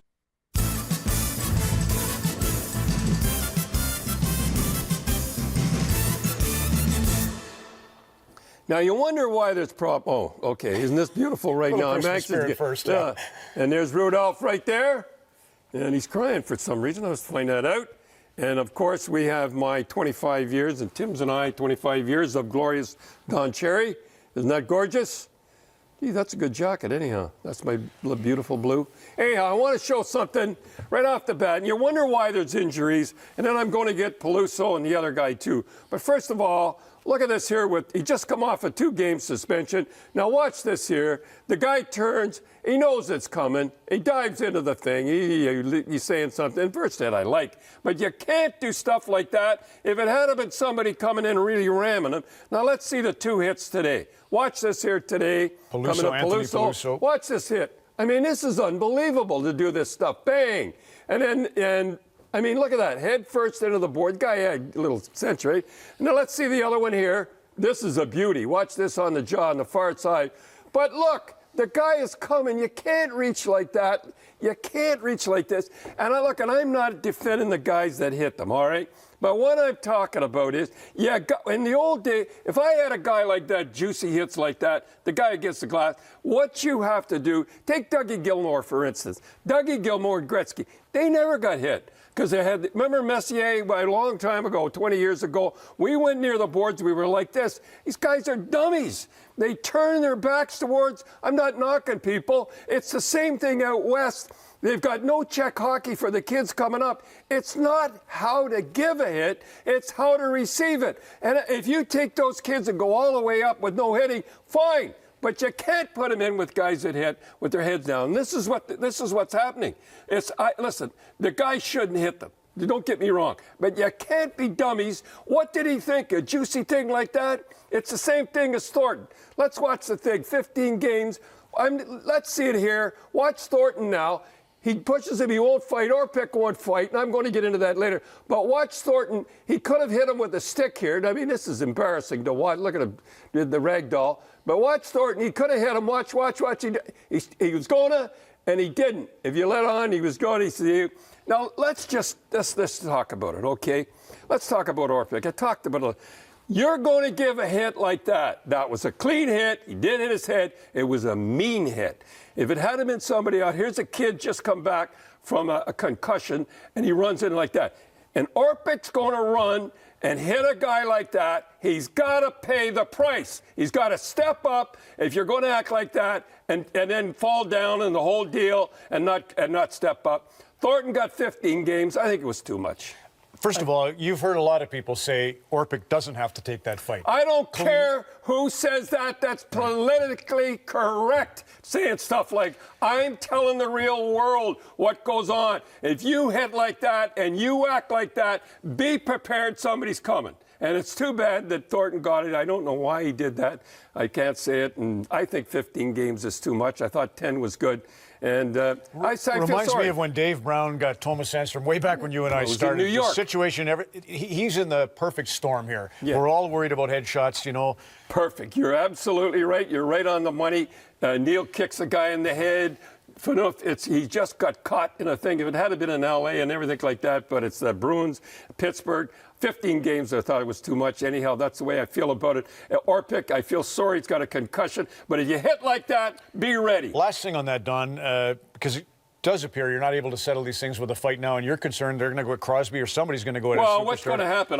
You're right. I talked about you. What's going to happen is, and I hate to see it, it was around for about 4 or 5 years. You hit our star, and Erickson's pretty good. You know, he's one of the guys. We're going after Crosby. And that's wrong. I never, ever went like that. If you hit one of our stars, we went after the guy to hit So him. what does Brendan do? Does he say proclamation? 10 games would have been all right. No, but I mean, do you think he's got to say from here on going forward? Look, I hate to do this. I'm not going to get to anything. All my beautiful things. You know what I'd do? I'd tell you what I'd do. I'd say, look, we're lighting the slate clean. Next guy that runs a guy like Peluso. The next guy, now you all been warned. You've been all warned. The next guy like Peluso runs a guy like that, you're going to get 20 games. 20 games, and that's it. And then we'll see what happens then. I think 20 games would really, but be all warned, you can still hit, but you can't run guys from behind. And don't be dummies facing the boards. Come on. Brian Burke. Brian Burke, okay. You know, I don't understand this. I thought Calgary was playing great. They've won their last 2 games. They're a gritty club. If you want to fool around with them, McGrattan will take care of you. Stajan has come a star. I mean, all of a sudden, what did they think? They were going to make the playoffs? I mean, I thought everything was going good, and it's no surprise what happened. I'm not going to get into it. I could say a lot of things, but I don't think it was John and Jay. I don't think they should have been twisted in the wind, but that's the way. It's a cruel world, and that's the way it goes. I like the way Calgary was playing. So you think Hartley will keep his job after this year? Oh, yeah. Well, the way they're playing good. Is that it? No. Do you want? How much we got, Mike?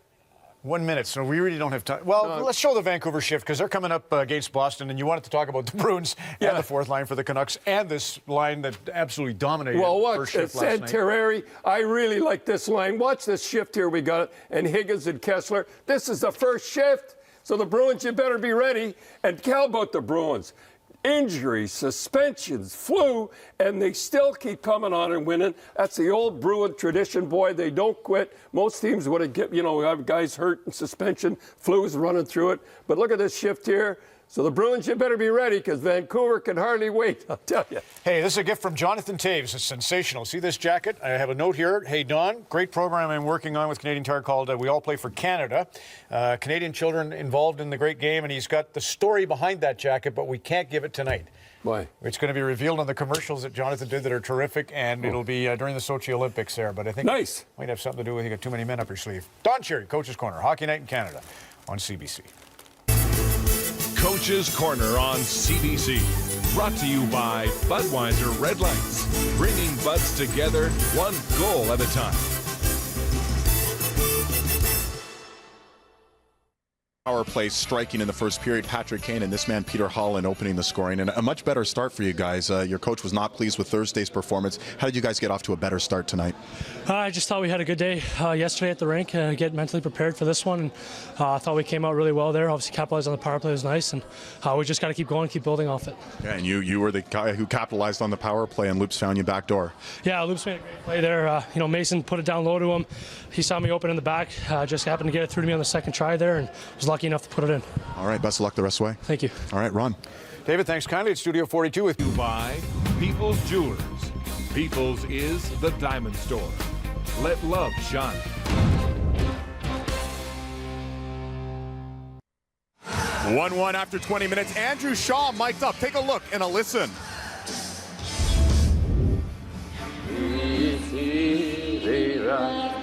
Yeah, let's get it deep, eh, Sauter? What do you say, Mo? Hey, that's nothing. I barely touched him.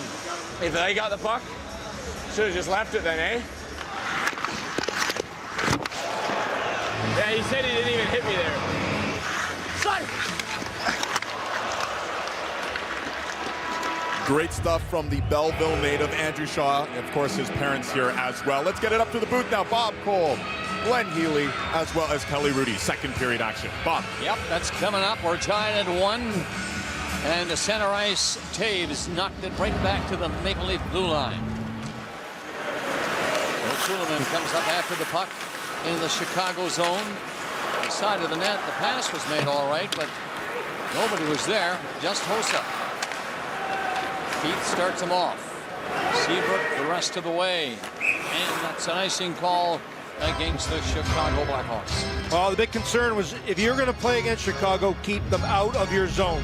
They have too many weapons, and the Leafs did a really good job. Only 7 minutes for Chicago in the offensive zone. All they got was a 5-on-3 goal. Right before the 5-on-3, okay, Taves, Kane, and Hossa. I don't know. My investigative reporting says, is there an illegal stick somewhere on that ice? You have a power play 5-on-3 stick? I don't think so. Face off. Lazovs in Chicago getting control of the puck. And Hossa takes off. Got up over the line, okay, and then ran into a bit of trouble.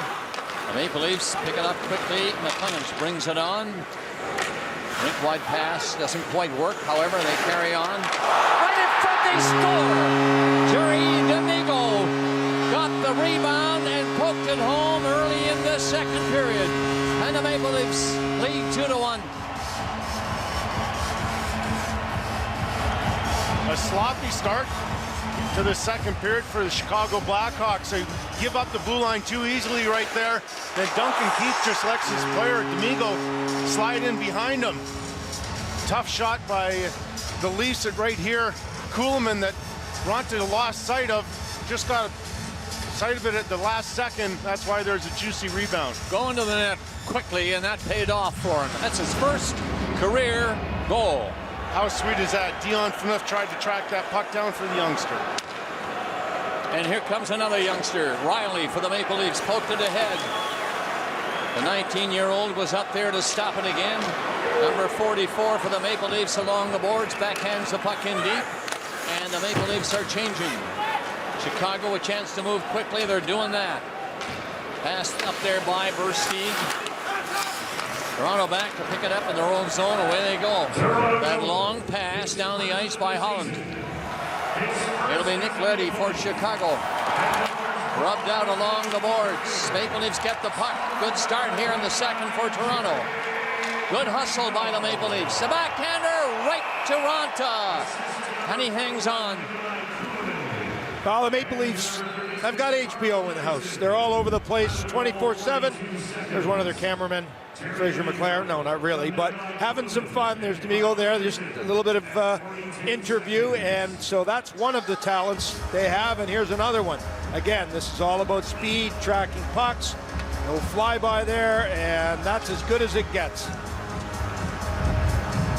Kuhlman and Gunnarsson assisting on the first career goal by Jerry Domingo. 36 seconds, no, make that 42 seconds into the second period.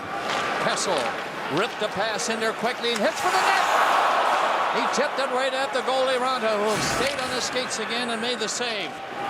Kessel was flying. Toronto looking sharp to start this second period. Puck stopped at center by Kruger of Chicago, hit in high. Reaching was Bernier, and he hangs on. This last scoring chance by the Toronto Maple Leafs really showcases Phil Kessel's speed. Now he's going to just dish it off right here, and then he is just going to beat Johnny Oduya to the front of the net. That is terrific, simple hockey right there by Phil Kessel. Hey, look at the play by Kadri right after it, too. Not only was Kessel on his horse, but Kadri was on his horse. It's very similar to the Domingo goal. They're just good speed, you want the puck more, and you beat the white sweater to the rebound. Face-off comes right to Riley, and he feeds the puck ahead. Leafs don't quite get organized, so it's pounded in near the goal. Brandon made sure, turned it away. Chicago on the move, led by Jeremy Morin. Up over the line with an attempted shot from the boards, easily blocked. Right back to the line it comes, and that long shot by Koska was stopped. The Leafs get it out. There goes Holland. He's in on goal, right in. Shot is high, and Rana makes a save again. Good rush by Peter Holland. Good skating to break away. The other way for Saad now of Chicago. Shaw was in front of the net and just missed it. Saad takes it again in the corner. Backhanded a pass over near the net. Shaw on it, centered, comes all the way to Keith. He loves to shoot into the crowd, and he does. That's blocked.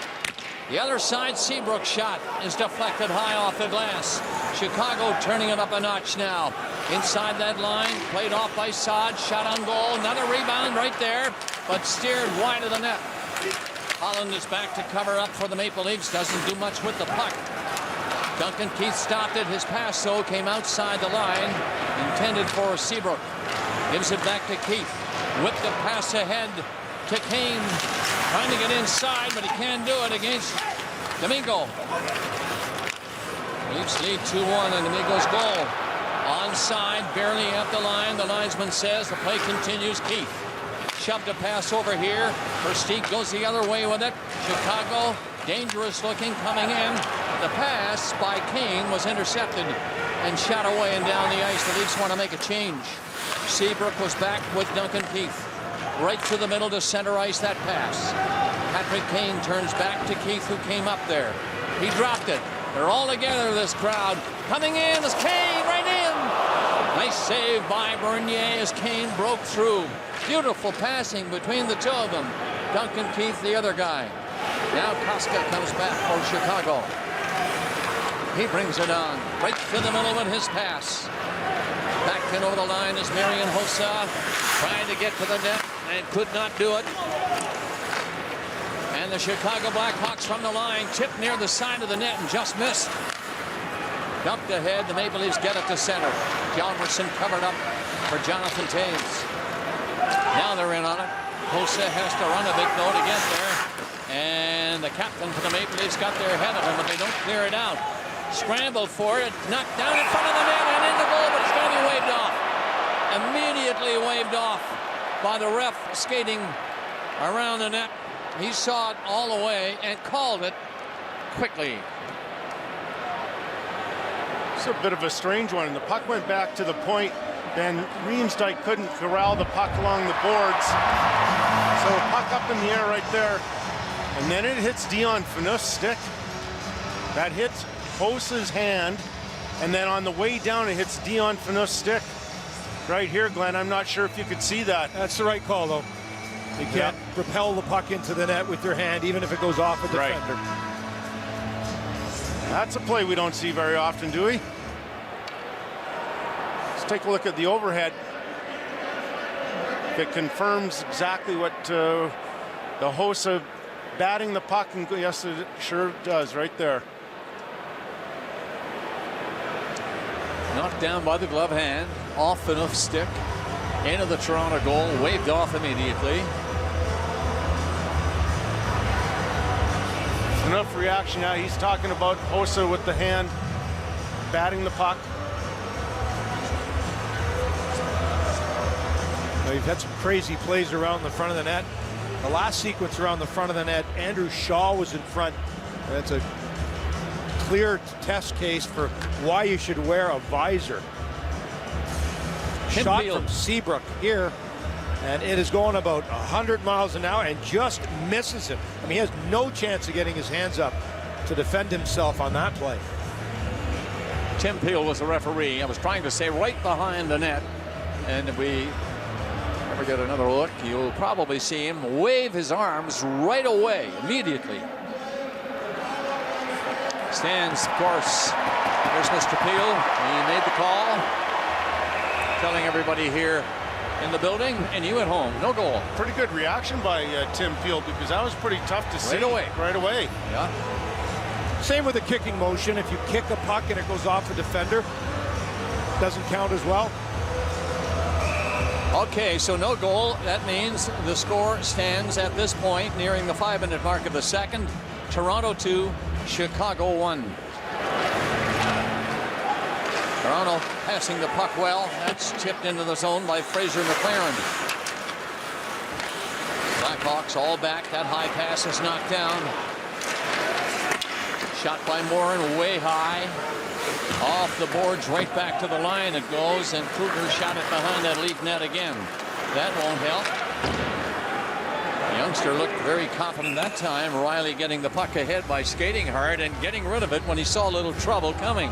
Talk about skating, Bob. The Leafs really have it going. Domingo scored his first NHL goal by skating. Kessel had a chance. Now Holland uses his speed right here on Koska, and or Raymond rather, just forces Koska to turn and chase, and it's awfully difficult when you're chasing a guy as fast as Mason Raymond. Andrew Shaw on the faceoff. Oakwood ahead, Morin behind the goal. Then his partner got it out to the line where Keith made a good move and took a shot that's deflected wide of the goal. Lyles tried to clear. Second chance for him, didn't get it out. Here's Shaw, that shot is right on. Bernier in good position, as you goalies say, and I've got two working with me tonight, square to the shot. Oh, you know who else is working tonight, Bob? It is Patrick Kane. I mean, the skill level is exceptional. I used to work on this all the time. Kelly, you did too. And then you look at him in warm-up. I mean, it's just like it's on a string. Thanks for coming. He's been on the ice for 8 minutes and 10 seconds. I can tell you this, no matter what, you can't lose sight of where he is on the ice. He is stealth-like. Taves went after the puck after Chicago won that face-off. Duncan Keith stopped it at center, and he gets it again. Backed up a little bit. His partner Seabrook. These are two great defensemen for Chicago. Off the boards, in deep again. Gunnarsson for the Maple Leafs is on it. Two Blackhawks are checking him. He fell to the ice. Sharp got it loose and played it back. Osik came close, but close doesn't count.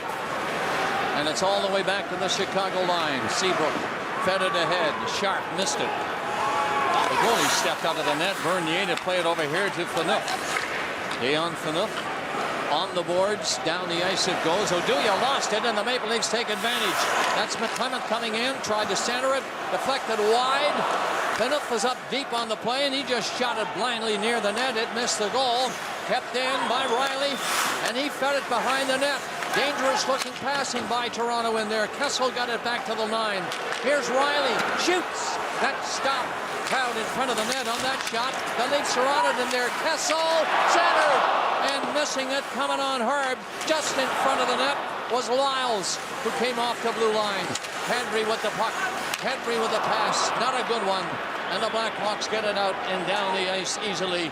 but an icing call is made against Chicago. The Leafs are coming on strong. They have the lead 2-1. Marian Hossa is just an amazing hockey player to watch. Every time I watch him, I'm just thrilled I get a chance to see his body of work.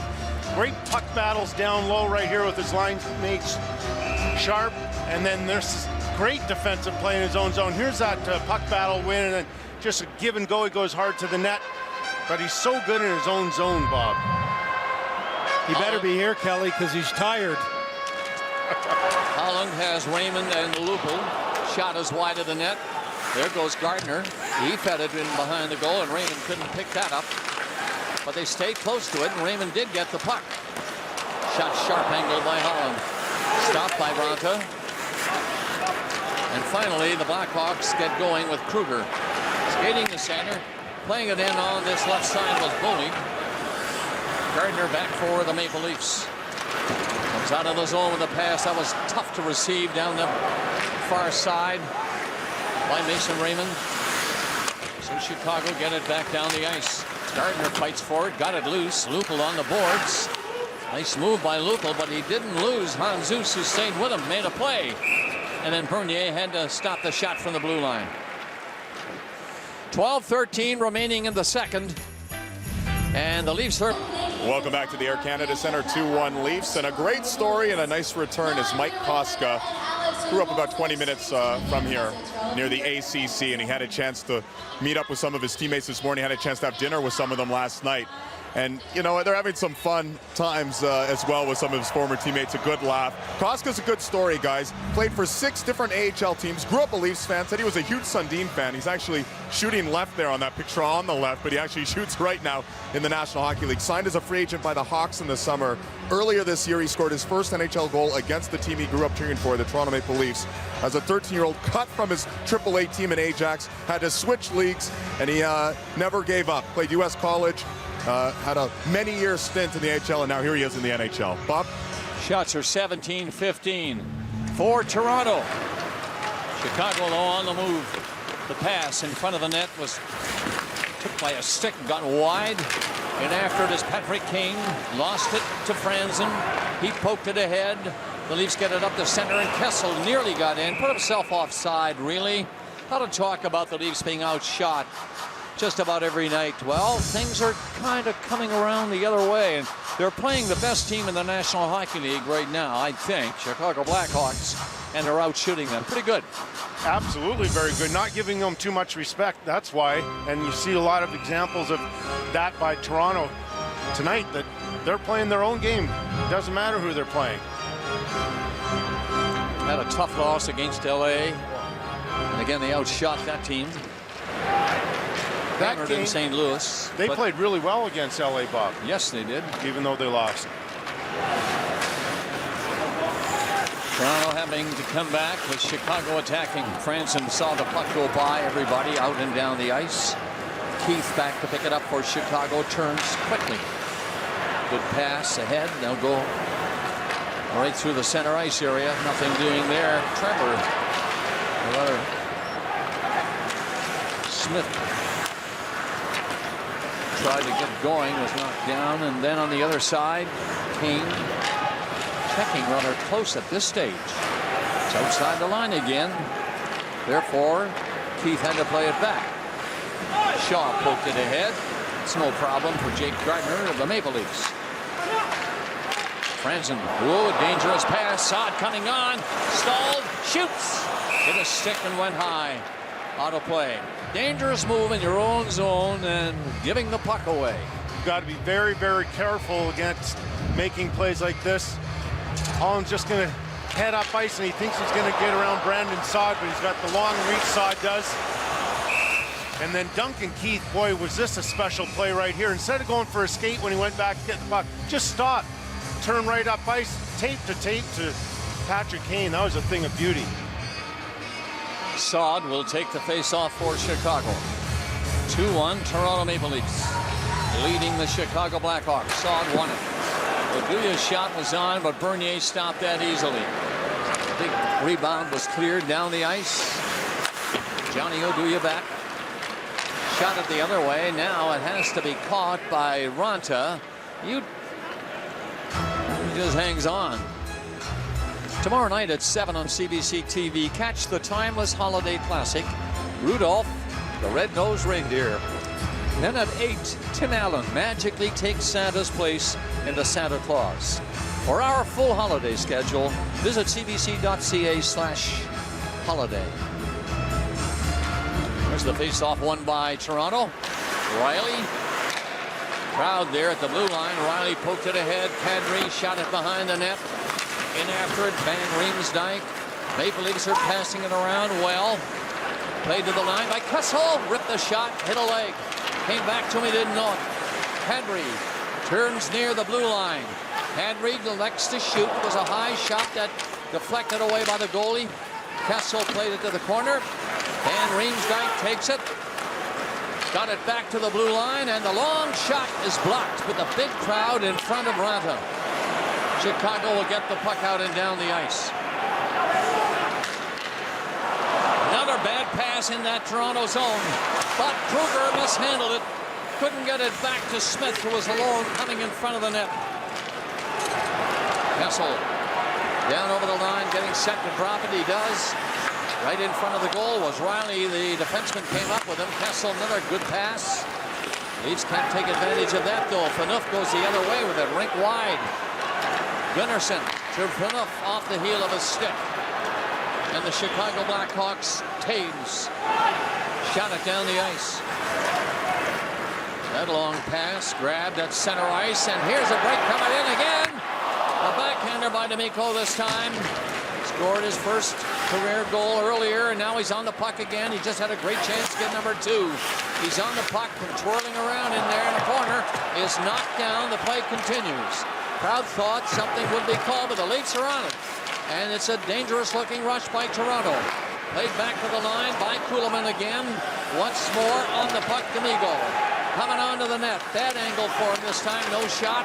And Sharp for Chicago comes back out. 3 of them are up on the rush. Sharp, dangerous stick handled in, was knocked down as they play the body. It comes to the line, and Keith takes a look. Shoots it into the corner. Chicago on it. That is Jonathan Toews with the puck. Put on the brakes back there. Gave it to Hossa. Hossa is stopped. He's pinned by Phaneuf. Very well along the boards. The big Toronto defenseman covering up, and it's dumped into the zone by D'Amico, and the Leafs are changing. Now giving that line a hand for their work in their own zone against Chicago. 2-1 Toronto here in the second, with 8:14 left in this period. Seabrook. Pass straight ahead to Kane. He left it for Keith. Back the other side. Would have been offside had he played it. The Leafs get a chance to pick it up, get organized, and get going with 8 minutes left in the second. Coming on to center with the pass. Up to Lupul. He threw it in there. Right in. Score! Peter Holland gets the goal on a 3-way passing play. And a dandy passing play it was. And the Leafs open up a 2-goal lead. 3-1. You don't often see Duncan Keith and Brent Seabrook being -2 in a period, but here it is. Leafs again using that speed that we talked about. Nifty little play right at the blue line. And then just not the back check that they needed by the Chicago Blackhawks, and that's why Holland was left alone. We talked about the last shift that Hossa had. It was a 2-minute shift. That's too long. And this one, likewise for the Chicago Blackhawks, this is too long as well. Tail end of his shift, and it's just the Leafs with a lot more energy, a lot more jump, a lot more fight the pucks. But that was a beautiful passing play by Lupul, by Raymond, and a goal by Holland. His 5th of the season. 3-1, Toronto leads Chicago. And this Saturday night crowd on this stormy evening in Toronto. They're in a happy mood now. Kessel was in there with a shot from a sharp angle. Puck off the side of the net.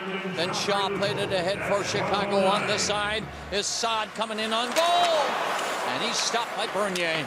Made a beautiful move to get in, get a clear shot. Chicago on it. Saad couldn't get the pass first, then got it back to the line. Drifted in there by Koska, and that's caught by Bernier. And he hangs on. Holland from Raymond and Lupul at 12:09. And it's 3-1 Toronto.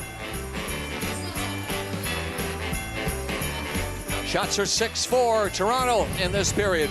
Stars having a big impact in this game. Jerry D'Amigo using his speed right here, right up the middle, gets a good backhand try, just fires it a little bit high, but a good puck battle with Costa right here, and Costa gets an upper hand on this one here, but good effort by the youngster.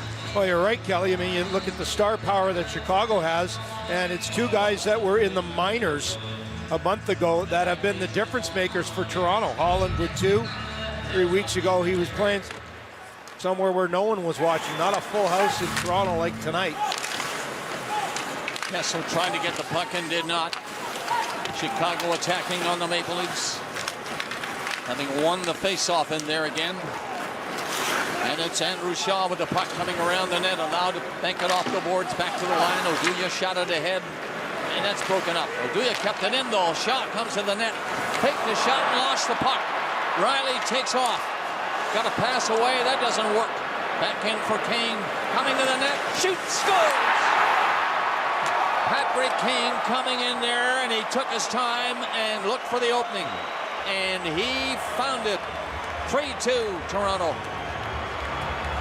Johnny Oduya kept this puck alive for the Chicago Blackhawks, so right at the point right there, just throws it in, and Shaw loses the puck. Now Riley thinks he can head up ice, so he's going to head man the puck.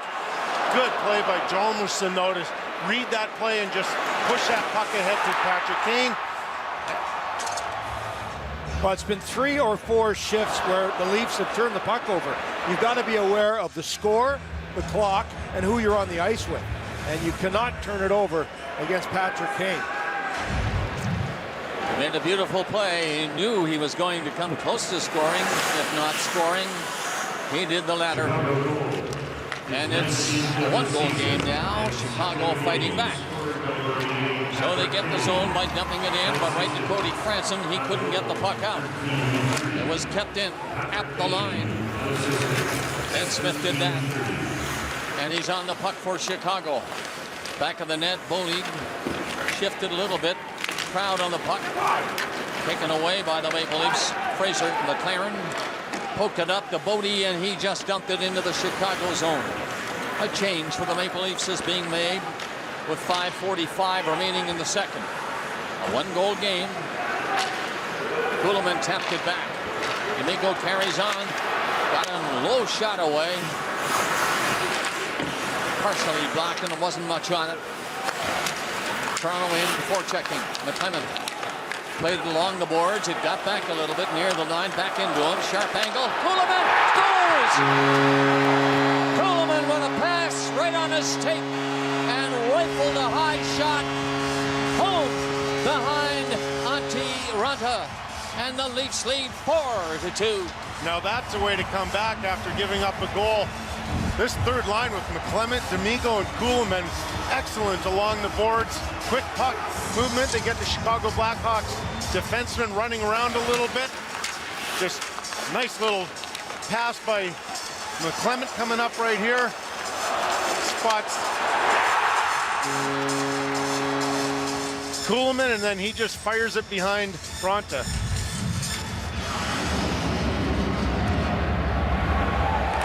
Kuhlman's 4th of the season, a dandy setup.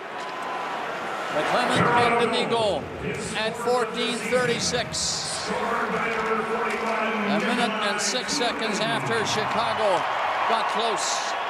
It's a 2-goal spread again for the Maple Leafs with 5 minutes left in the second. Pass stopped at the line by Gardner. A long shot is wide of the Chicago goal. 2 stabs at it by Saab. Nothing connected. Leafs have Mason Raymond on the puck, getting it back to the defenseman, Gardner, who was pinching in. Lupel was nailed and knocked down, got back up, got it back out front. That didn't work. Saad is on the puck for Chicago and coming down. Here's Shaw going to the net. Couldn't get it to him. Poking at it, though, was Kane. Around the net. Penalty coming up against Chicago, as Kane was looking dangerous, rounding the net. Shaw is called right here. Little hook. So he's gone. Major changes to the Leaf back end this morning. Ranger, Fraser, you're out. We're going to make some changes. They bring in some more mobile guys, John Michael Lyles and Morgan Riley. And what you have to be careful of is Morgan Riley, you've got to learn the players in this league and learn when it's time to not turn the puck over. He knows right away it's a mistake. Parrish comes over. Okay, can't have that happen again, but a great pushback shift after it. Minute 3 later, the Leafs go up by 2. Toronto Maple Leafs control it on the face-off, and a fake the shot at the line. He stays back there and wide open, so they pass it back to him. He gets set to set it up again and does a pretty good job of it. Kessel, low shot wide, rebound right there at the side of the net, and the Leafs cannot keep it in. It ricocheted off the boards in the corner and got all the way down the ice. Cody Franson is the defenseman carrying up to the line, head up, got the pass into Kessel, flying over the line. Kessel was open, the pass went past him though, and the Leafs have time to keep it in. Franson had to hurry up to get in there. Finally, they get set up to pass it around.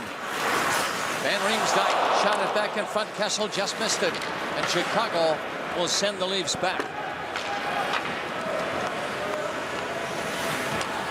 1 minute gone in the penalty. 4-2 Toronto.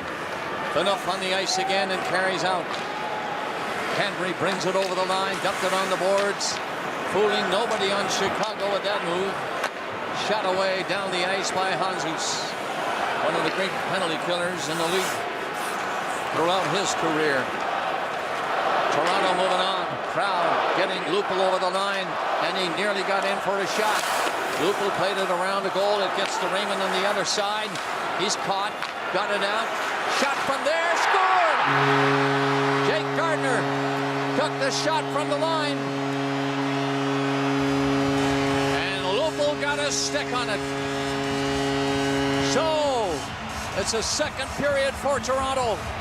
5-2 now. Mason Raymond with great vision in the corner. He spots Gardiner at the point. This is all set up because Joffrey Lupul had great speed and power entering the zone. And then right there's that through the seam pass. There's Lupul right in front, gets a stick on it. That's terrific vision by Mason Raymond.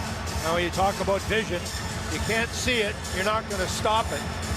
Exactly what happened here. I think Joel Quenneville thought long and hard about putting Kent Simpson in the net. Chicago plays tomorrow night against LA, and I would imagine start of the third we'd see him. Look out, coming in to Saab again. Nearly got loose. Set up by Kane. Got in front too.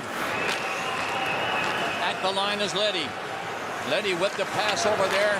That long shot didn't reach the goalie. It was blocked as Koska drifted one from just inside the blue line. Now he plays it up to Shaw at center. They misfire, and it's back inside that Chicago line deep.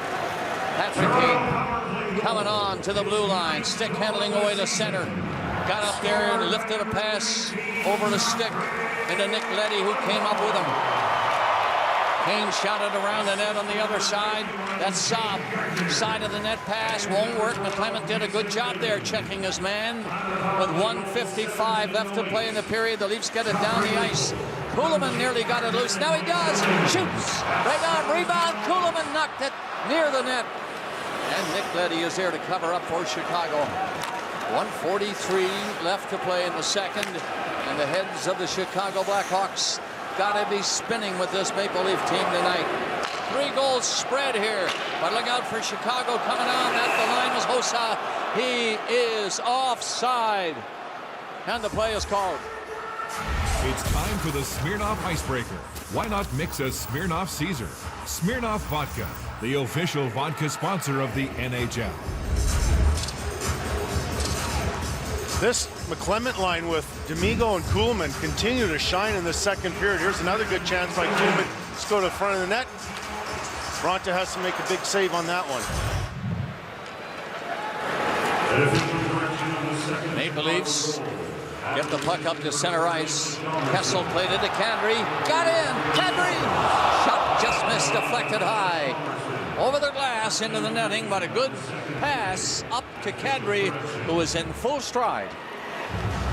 Time after time, the Toronto Maple Leafs use their speed. But what I liked about Kadri is earlier in this power play, take a look how he's going to set his target for his stick. He's always going to have the stick ready, and then gets a chance there, and then with speed once again, hits the post right here, the crossbar.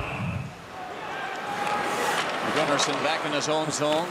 Little giveaway, makes up for it, grabs it, and put a high pass up to Kessel at center.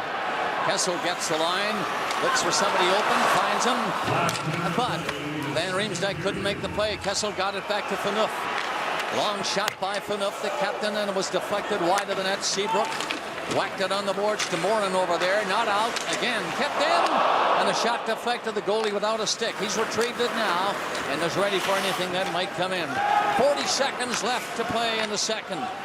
Toronto opening up a 5-2 lead over the Chicago Blackhawks, the Stanley Cup champions of the past season. Now there's good Kadri and bad Kadri. Tonight we've seen more of the good Kadri. Kelly, you showed a few examples.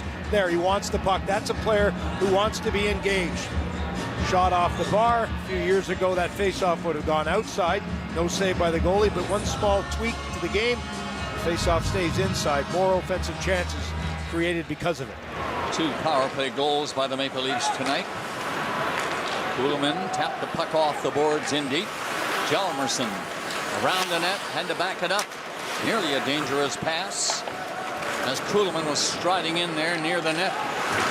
Chicago getting the Maple Leaf zone, but they're not on it quickly enough. Cleared to center. 15 seconds remaining. Another rush by the Maple Leafs. D'Amico got it in, flipped it behind the net for McClelland. Tried to center it, stop, and the Blackhawks get it to the line for Shaw to play it ahead. And this will do it as Patrick Kane is checked right up the line. And the second period comes to a close. 14-10. Toronto out shooting Chicago in that period. 25-21 overall. After the break, David Amber will have something for us. 5-2 after 2 periods. The Maple Leafs. After 40 on Hockey Night in Canada. Welcome back to Studio 42 with PJ Stock, Kevin Weeks, and Elliot Friedman. And actually, Kelly Rudy, who's working the game with Bob Cole this evening, will join us for the Bruins-Chicago Blackhawks game coming up. Elliot, we're going to start with the first 2 periods. Montreal at New York Islanders, and a tough development for George Parros. Yeah, first 2 minutes of the game, his first shift, he gets into a fight with Eric Bolton. And if you listen to Mark Lee and Gary Galley calling the game, it was tough to watch. You know, you watch as Parros can't get up. His legs are rubber. He's wobbly.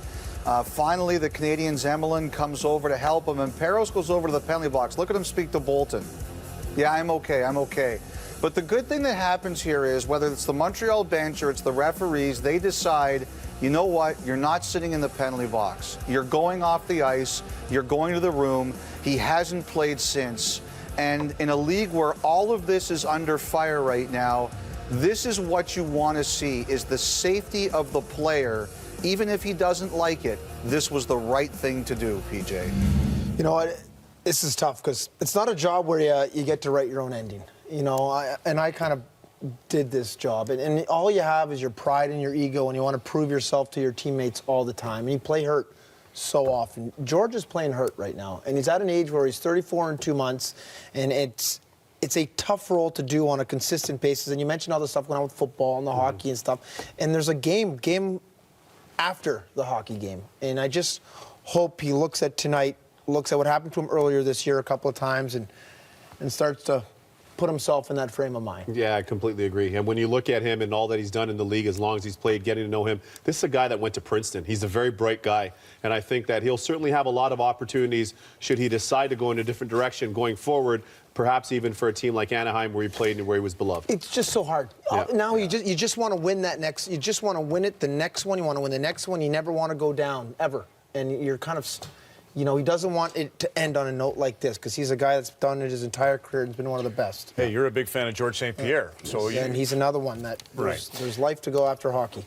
Just a quick comment on that game, PJ. The Canadians have now gone a game where they got blanked by LA. They got 1 goal against Philadelphia, and they're scoreless through 2 here. Still, and not much energy there either. I think it's a kind of a seesaw battle of not much offense both ways. Let's flip over to the big period for Toronto there. Well, I mean, if you're the Toronto Maple Leafs on home ice hosting the defending Stanley Cup champs, you've got to be pumped for this game. Your coach read you the riot act, and they came out ready to play. I like the stretch pass here in transition. What a beautiful play by Mason Raymond, who puts it over on a pillow for Holland. Here's a second look at it. Great job through the neutral zone. It's a tremendous breakout with speed. That's Duncan Keith, no less. Tremendous play by the Leafs on home ice. They're playing exceptionally well so far. Ron, here's the board we showed at the beginning of the game of comparing the depth between the Maple Leafs and the Blackhawks. These are the lines from their game on Thursday night. Look at the discrepancies in goals. Well, credit to those fourth line and third line players for Toronto. Lupul's not a third line player, 3 points. Raymond, 3 points. But Holland, 2 goals. D'Amigo, 2 points, including his first 2 career points. McClement, a huge play on the 4-2 goal. Those depth guys have delivered, PJ. I think it's because of their defense why they're doing so well tonight. I think they've, besides the obvious couple plays where Glenn and Kelly and the guys have shown how, you know, Kane's got through or Host has got through, watch on all these plays, or a lot of them, how Toronto is staying in between a Hawk player and their own goalie. They're protecting the front of their house. And it's been kind of, and Chicago's getting frustrated a few times. And it's led to Toronto getting some offensive opportunities out of this. But it's they're staying in front of their net, blocking it, and it's not only in front of in their own zone, it's all over the ice. Everywhere there's a Hawk, there's a Leaf attacking him, putting pressure on him, and doing so, staying on that defensive side. And it's led to some great offensive opportunities coming out of their back end. Got to go to break. Our Christmas tree is injured. That's a development I wanted to apprise you of. The Stanley Cup on top of our tree. Oh, we don't have time to show that. I'm sorry. There is a new goalie for the Chicago Blackhawks, and I mean new. 21-year-old Kent Simpson from Edmonton. He's 6'2". He's now playing in his first National Hockey League game. It's a 5-2 Toronto lead. That's why the goaltending changed. What an exciting time. Glenn, I know you remember your first National Hockey League game. Mine was under similar circumstances where the goalie in front of me started, didn't finish the game, and I came in relief. I was the exact same way, Kelly. And you think about it, 2 years ago, this kid was in the East Coast Hockey League playing for Toledo. I was in Toledo as a pro for about a week, and I didn't want to forget about it as quickly as I was there. It was a horrible experience. But he was actually the top goaltender at camp.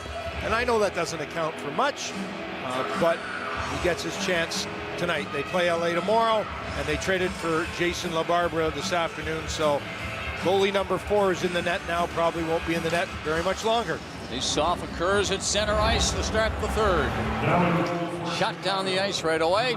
And now a face-off in the Chicago zone because that's an icing infraction against the Blackhawks. Well, Glenn, like you and I, Mr. Simpson started in the minors, and I think that's a good place for him, even though he is a high draft choice, a second-round pick, 58th overall, 2010, played 4 years with the Everett Silvertips. Chicago. Brent Seabrook on the puck, trying to hold it with a skate, not for long. Leafs get it. Raymond tossed it behind the net to Lupul. Holland was in front. He couldn't get the puck out to him, so Holland comes in to help. Lupul and Holland. Holland to Lupul. The shot, score! My goodness, your first game in your life. And there's the first shot, and it's in the net. Toronto leads 6-2. Randy Carlyle this morning was saying that, boy, he wants Joffrey Lupul to get his game back. He's trying hard to, because what he can do is he's so good down low, good at cycling the puck. Little give and go with Holland right here, gets open, and a quick little wrister, and boy, you've got to really feel for Kent Simpson. Oh, what I like here too, Kelly, is you don't often see a cycle shift for the Leafs. So they provide the cycle shift back of the net, and it's against the top line for Chicago, who iced the puck and weren't able to change. That's an amazing turn of events, and you got to feel sad for that young man. Coming in, first game in the league, Thrilled to get a chance here in Toronto. And the first shot, he couldn't handle it. So Lupul gets the goal to make it 6-2. That's his 10th goal of the season. Sharp shot the puck over the Maple Leaf blue line. They're in on it quickly. That is Jonathan Toews getting it back. Hjalmarsson the other way.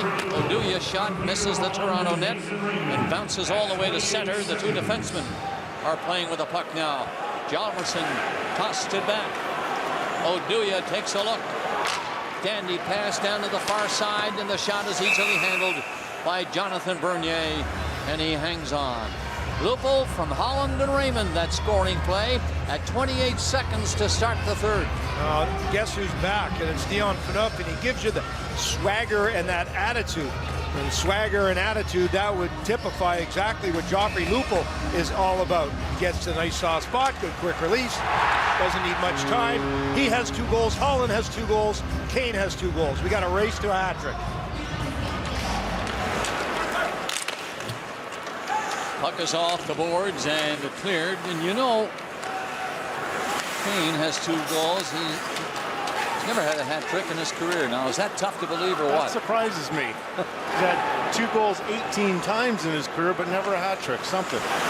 Seabrook right in front of his own goal to Duncan Keith. That is no problem. Dumped into the zone by Chicago. Back first is John Michael Lyles. He's played the puck well tonight and got it up and down the ice. Chicago taking time to pick it up and start off. Both teams making changes. Monzus thought the pass was coming. It didn't come. The shot is fired in there by Kane and stopped by the goalie Bernier.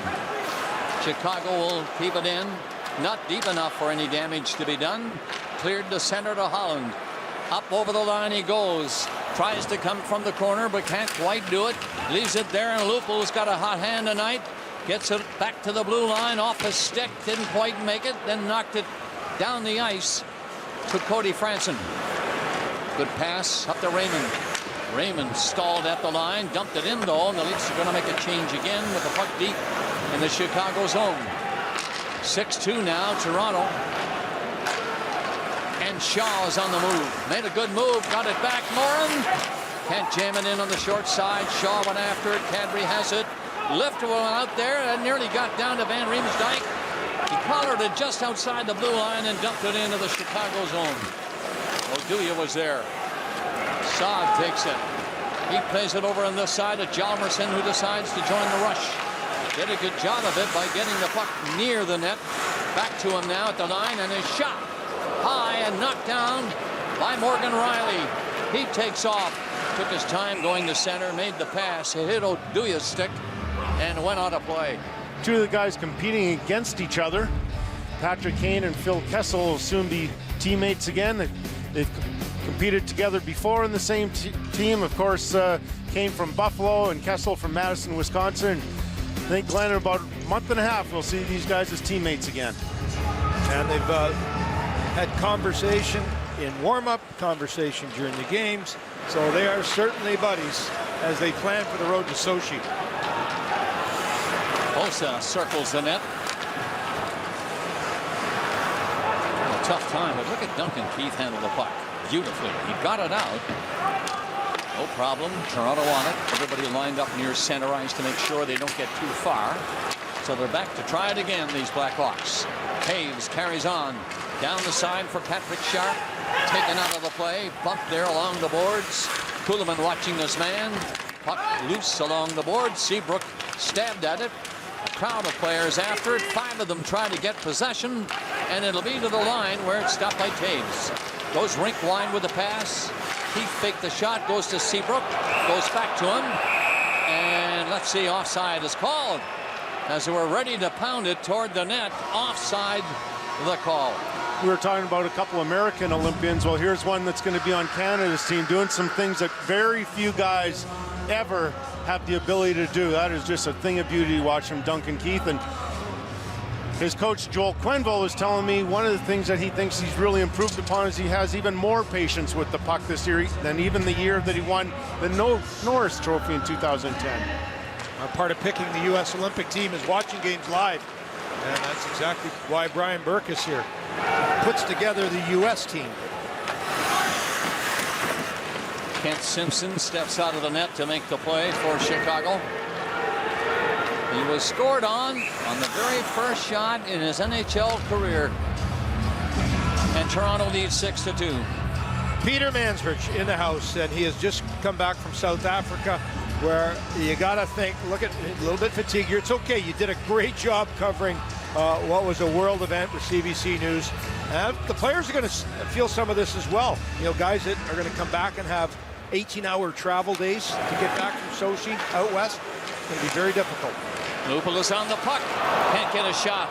He lost it to the dangerous Patrick Kane, who nearly broke away. Franson with the puck and dropped it back, and Gardner steps up quickly to center. Leafs looking more organized as the moments move on here in the third period. Holland picked it up along the boards in the corner. Lupul centered it right back to the line to Gardner. Slap shot right on. Nice save by Simpson. And knocked down and cleared by the Blackhawks to center ice. On the puck and coming on quickly is Versteeg. Brought it in. Shot around the net. Franson played it over on this side and down the ice again. Nearing 6 minutes of play in the third. 6-2 Toronto against Chicago. If you've tuned in late, you missed a powerful looking Toronto team against, well, a hapless looking Chicago team. Can't figure it though.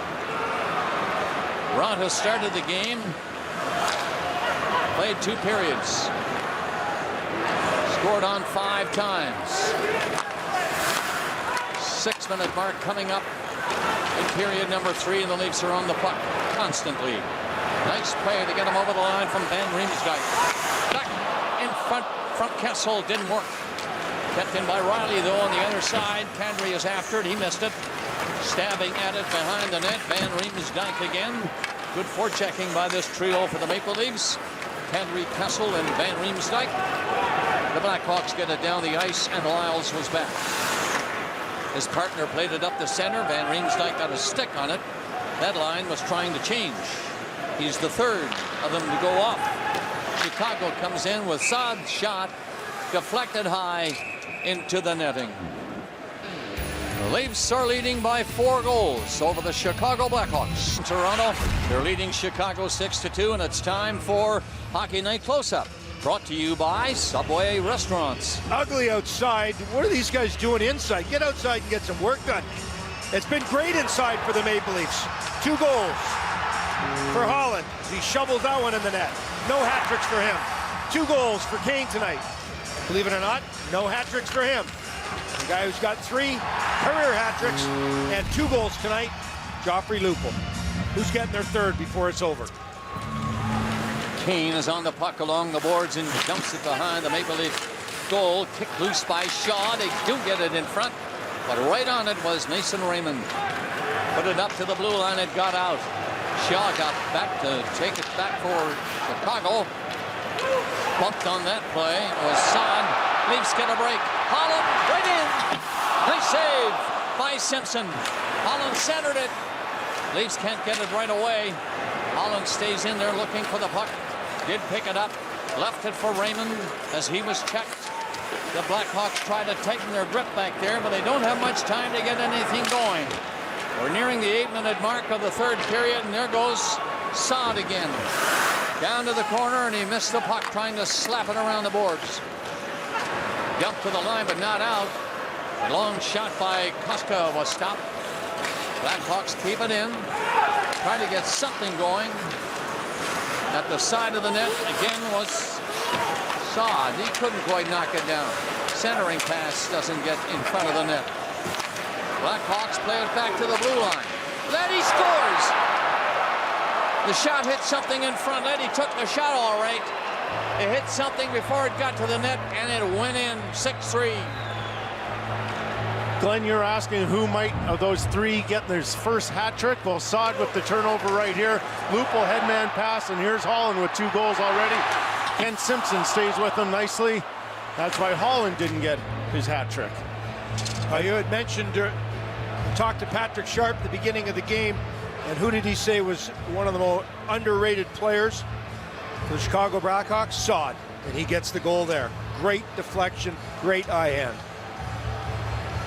So look out, Chicago, when you look at the score, it's a 3-goal spread, I know. But a quick goal now by these Hawks, and they've done it before many times. You're right, Bob. And we're into a third period. Look out. Always dangerous. But Clement can't win the faceoff. Chicago #1, winning the draw, getting control. Hjalmarsson starts them off. It's fired into the zone by Johnny Oduya. The Maple Leafs back.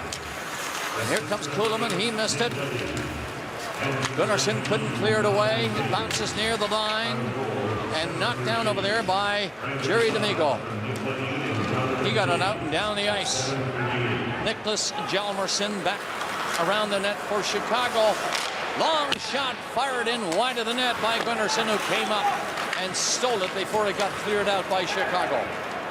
Now the Blackhawks move on. Hossa stopped at the line by Gunnarsson. He got the puck, made the play to the far side, a little bit too far for Kessel, but he caught up to it. Kessel got a break there. It came outside the line, though, so they get back on side, and Kadri comes in. Centered into Kessel, scores!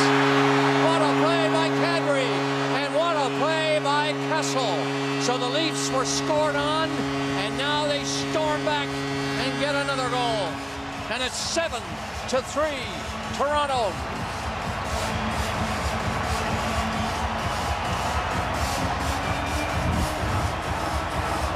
The Leafs are loving this one, aren't they? They're getting lots of scoring chances. They're out shooting somebody for a change.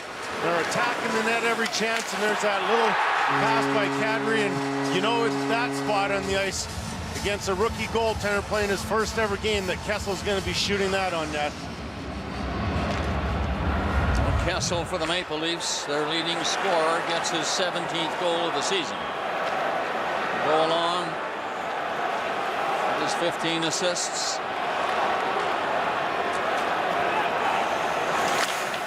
So he keeps rolling along with his speed. He got in front of the net. Henry made a dandy play. Beautiful pass. Chicago on the puck. And in off the line, Koska. Bernier reached for that, stopped it, put it back in play, and it's shot down the ice. That's an icing call against the Maple Leafs, who are flying tonight on this stormy Saturday outside, but not so inside. A season high 7 goals for the Leafs, but shouldn't forget about the work of Jonathan Bernier. He's been excellent tonight. He's faced 26 shots of the Chicago Blackhawks, and on a rare night where the Leafs aren't outshot, he's been steady. 8:35 was the time of that 7th Toronto goal. The Blackhawks keep it in as Koska drove it to the corner. On the other side, Nick Leddy played it in close. There's Kessel again. Leafs will keep doing that now to get quick changes down the ice. Off the glass. Chicago all the way back. Halfway mark coming up in 18 seconds from now. We are in the third period, and the Leafs are looking stronger as it moves on here in the third. Blackhawks stymied. Koska rink wide. That's broken up. No shot on goal. On the puck in there quickly and knocking it away from the danger area was Lyles. And then Riley went around the net on this side to try and get it out. Didn't do it. Stopped there by Koska. He takes the shot himself, hit the side of the net. No centering pass was made by Bolig, who was in, and the Leafs dump another one away, softly down across the Chicago line. 9:35 remaining. Shots are 28-26 in favor of the Maple Leafs. And the crowd listened to them on this Saturday night. Go, Leafs, go.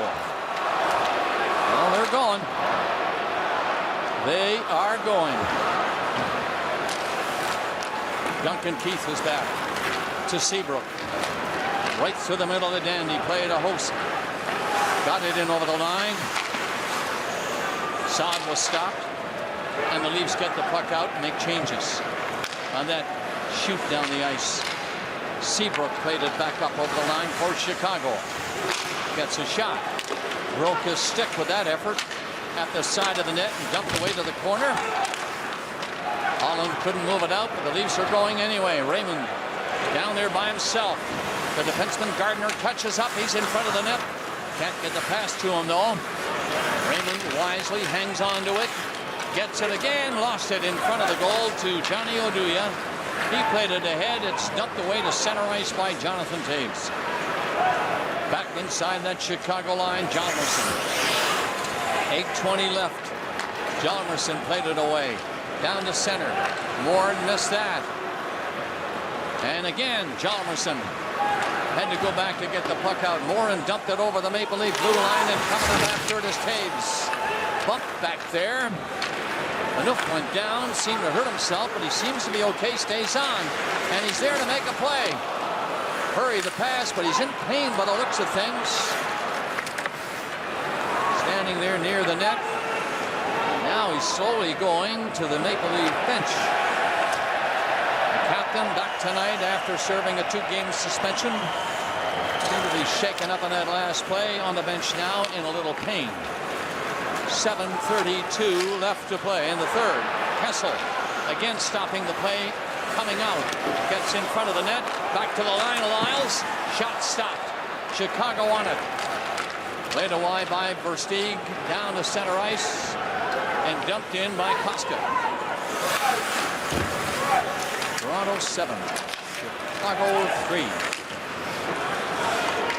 Long play in by Seabrook. Seabrook again had to wait at center. Puck coming to him. Then he couldn't make a play.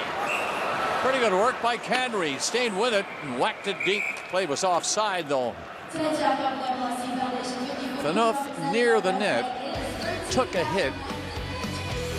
Sharp hit him. He'll be okay. Shooting Chicago, outscoring them. 2 shifts that stand out to me. When it was a 1-goal game, the Leafs responded a minute later and made it a 2-goal game, 2-goal lead. And then when you thought Chicago was close again, and they got to 3, Kessel said, sorry, now you're back to 4. Not a lot of hitting in this game, though, really. When you look at what we used to call good, clean hitting. No, you're right, Bob, but Toronto, really, it's not, they're a rush team, and Chicago, they're really not a cycle team either. I think, too, you went with skill in the lineup, right? You went with, you know, Morgan Riley. That shot is knocked down in front of the net. 6:35 left. They don't dump it away cleanly enough. Leafs had another scoring chance there a moment ago. And Chicago have to come back. Letty, a little soft pass ahead. Hanzus turns around. Now they get going. Coming back in as Kane takes a look. Tried the backhander, and he did put it on the net. Bernier was not to be fooled, though, and sliced it high out of play.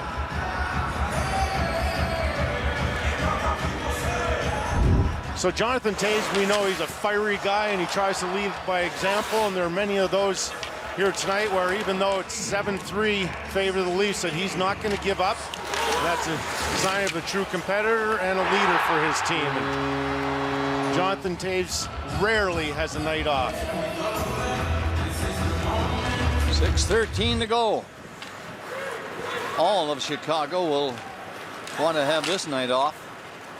Get it out of the way. They've got to hustle their way to the airport for their charter into Chicago. Bob Burry, that great writer for Chicago, was talking to me at intermission time. Said they're having snow in Chicago too, so they got to be careful about landing at the airport in Chicago.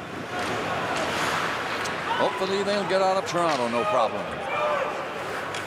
No icing. Play goes right on. The Leafs make the move to get it out. Under 6 minutes remaining in the third. And Chicago coming back. Hjalmarsson. Not a bad move to get going and fool Kadri.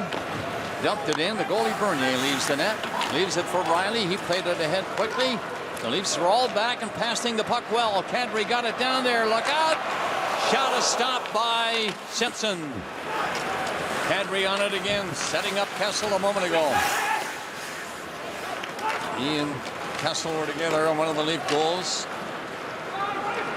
Not too far back in the game. A dandy passing play. 7-3. Toronto leads. Morgan Riley learning on the spot. Boy, this is a great example of the skill that he has. Bernier sets him up just quickly. Headman's a puck, and now take a look at the Leafs. North-south hockey right there. Spread the Chicago Blackhawks out wide, and Kessel gets a good chance. Randy Carlisle getting Smith with Bodie and McLaren some ice time now in this 4-goal lead. Up comes to Seabrook on the face-off for Chicago. Long pass, that'll get him going. It'll be Duncan Keith to center and shooting it in. Hawks are in on it quickly. Just missing it was Kruger over there. As the two fourth lines for these teams are out against each other. 4 of them battle for the puck. And the 5th comes out of nowhere to take over for the Maple Leafs. It's Trevor Smith. Down the ice for Bodie. A little bit too far, but he got up to it anyway and got a decent shot in there on the short side. Bodie stays after it. Dumped away to the line and cleared back in. The Leafs had tagged up. Koska takes over and comes on. That long pass was a dandy down to Sharp. Can't get inside on Cody Franson though, and he knocked him down. Lead pass coming a little bit too far for Holland, who was behind everybody. Puck on the boards from the corner. Chicago back on it.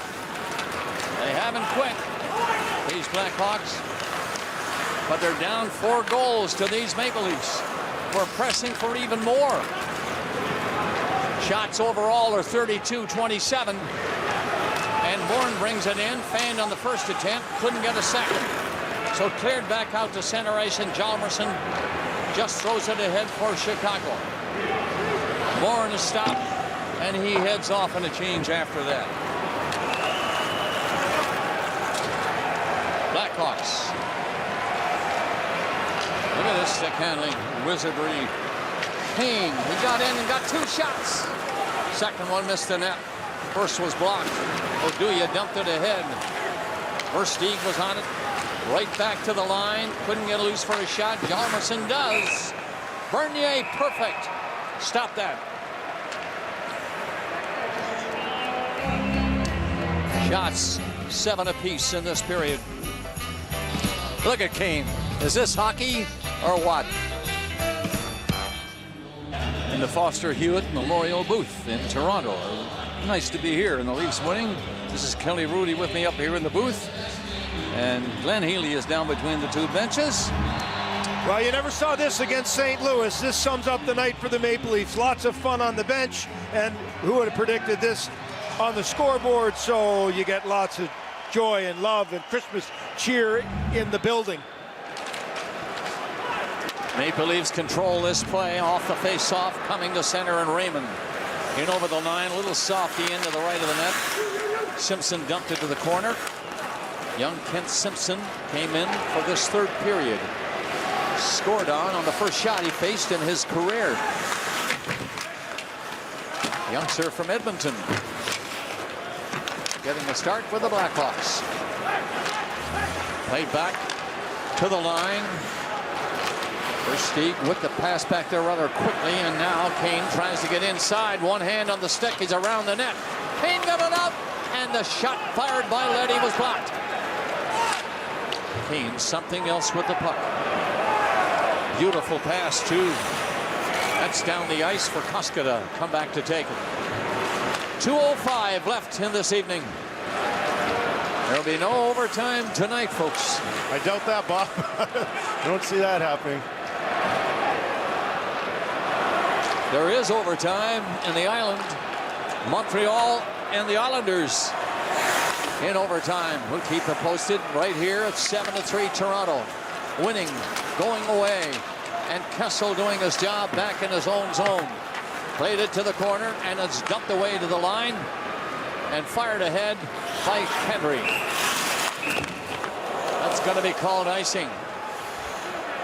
1:33 remaining in the 3rd. Coming up later, we'll complete Hockey Night in Canada's triple header with a game from Vancouver. The Canucks take on the Boston Bruins at 10 tonight, Eastern, 7 Pacific time on Hockey Night in Canada. And I'll be a part of that studio show, Bob. I'm heading in to work with Ron, Kevin, PJ, and Elliot. So it's going to be a late night for me. Very strong stuff. Well, let's not get carried away. All right, we shan't. At the line again is Kane. Lost it though. Leafs just steal it on him. And the youngster coming up from the blue line, Morgan O'Reilly. Shot tipped wide. Kessel centered it. Blind pass, Chicago on it. That's stopped by Franson at the Maple Leaf blue line. And there's Kessel coming hard to the net. Shot is high. He had the goalie moving too. And went the other way, but missed the net. Another long shot in there. We're in the final minute on this Saturday night of a Leaf victory over the defending Stanley Cup champions, the Chicago Blackhawks. First overall, mind you. There goes Saad. He'll try to get one around the net, hit the side of the net on the attempted wraparound, and Bernier smothers the puck. Monday night at 8 on CBC TV. Enjoy Dr. Seuss's festive fable, How the Grinch Stole Christmas. Then at 8:30, a pair of skates grant a boy 3 wishes in the magic hockey skates. For our full holiday schedule, visit cbc.ca/holiday. Well, the Grinch from Ice Level, Bob, is going to make a point that the Leafs won tonight because of the zone time they had in Chicago's end. They did not let the Chicago Blackhawks play from their blue line end. Chicago trying to hang on to this final puck in their own zone. And on it is Bollig for Chicago. The crowd applauding. All over the place. Applause for the Maple Leafs, defeating the Chicago Blackhawks tonight. It's 7-3. We're into the 10-second countdown. The Toronto Maple Leafs defeat the Chicago Blackhawks 7-3. What a night for the Leafs. What a rebound game for the Toronto Maple Leafs after that dud of a game in St. Louis where they didn't have much going on at all. So I'm sure they're awfully proud of themselves. Now they have another big test coming up on Monday when they're facing the Pittsburgh Penguins. We got to go back to '98, the last time that the Leafs scored 7 goals on Chicago. A real statement game. They played the Cup champs and they made them look like chumps.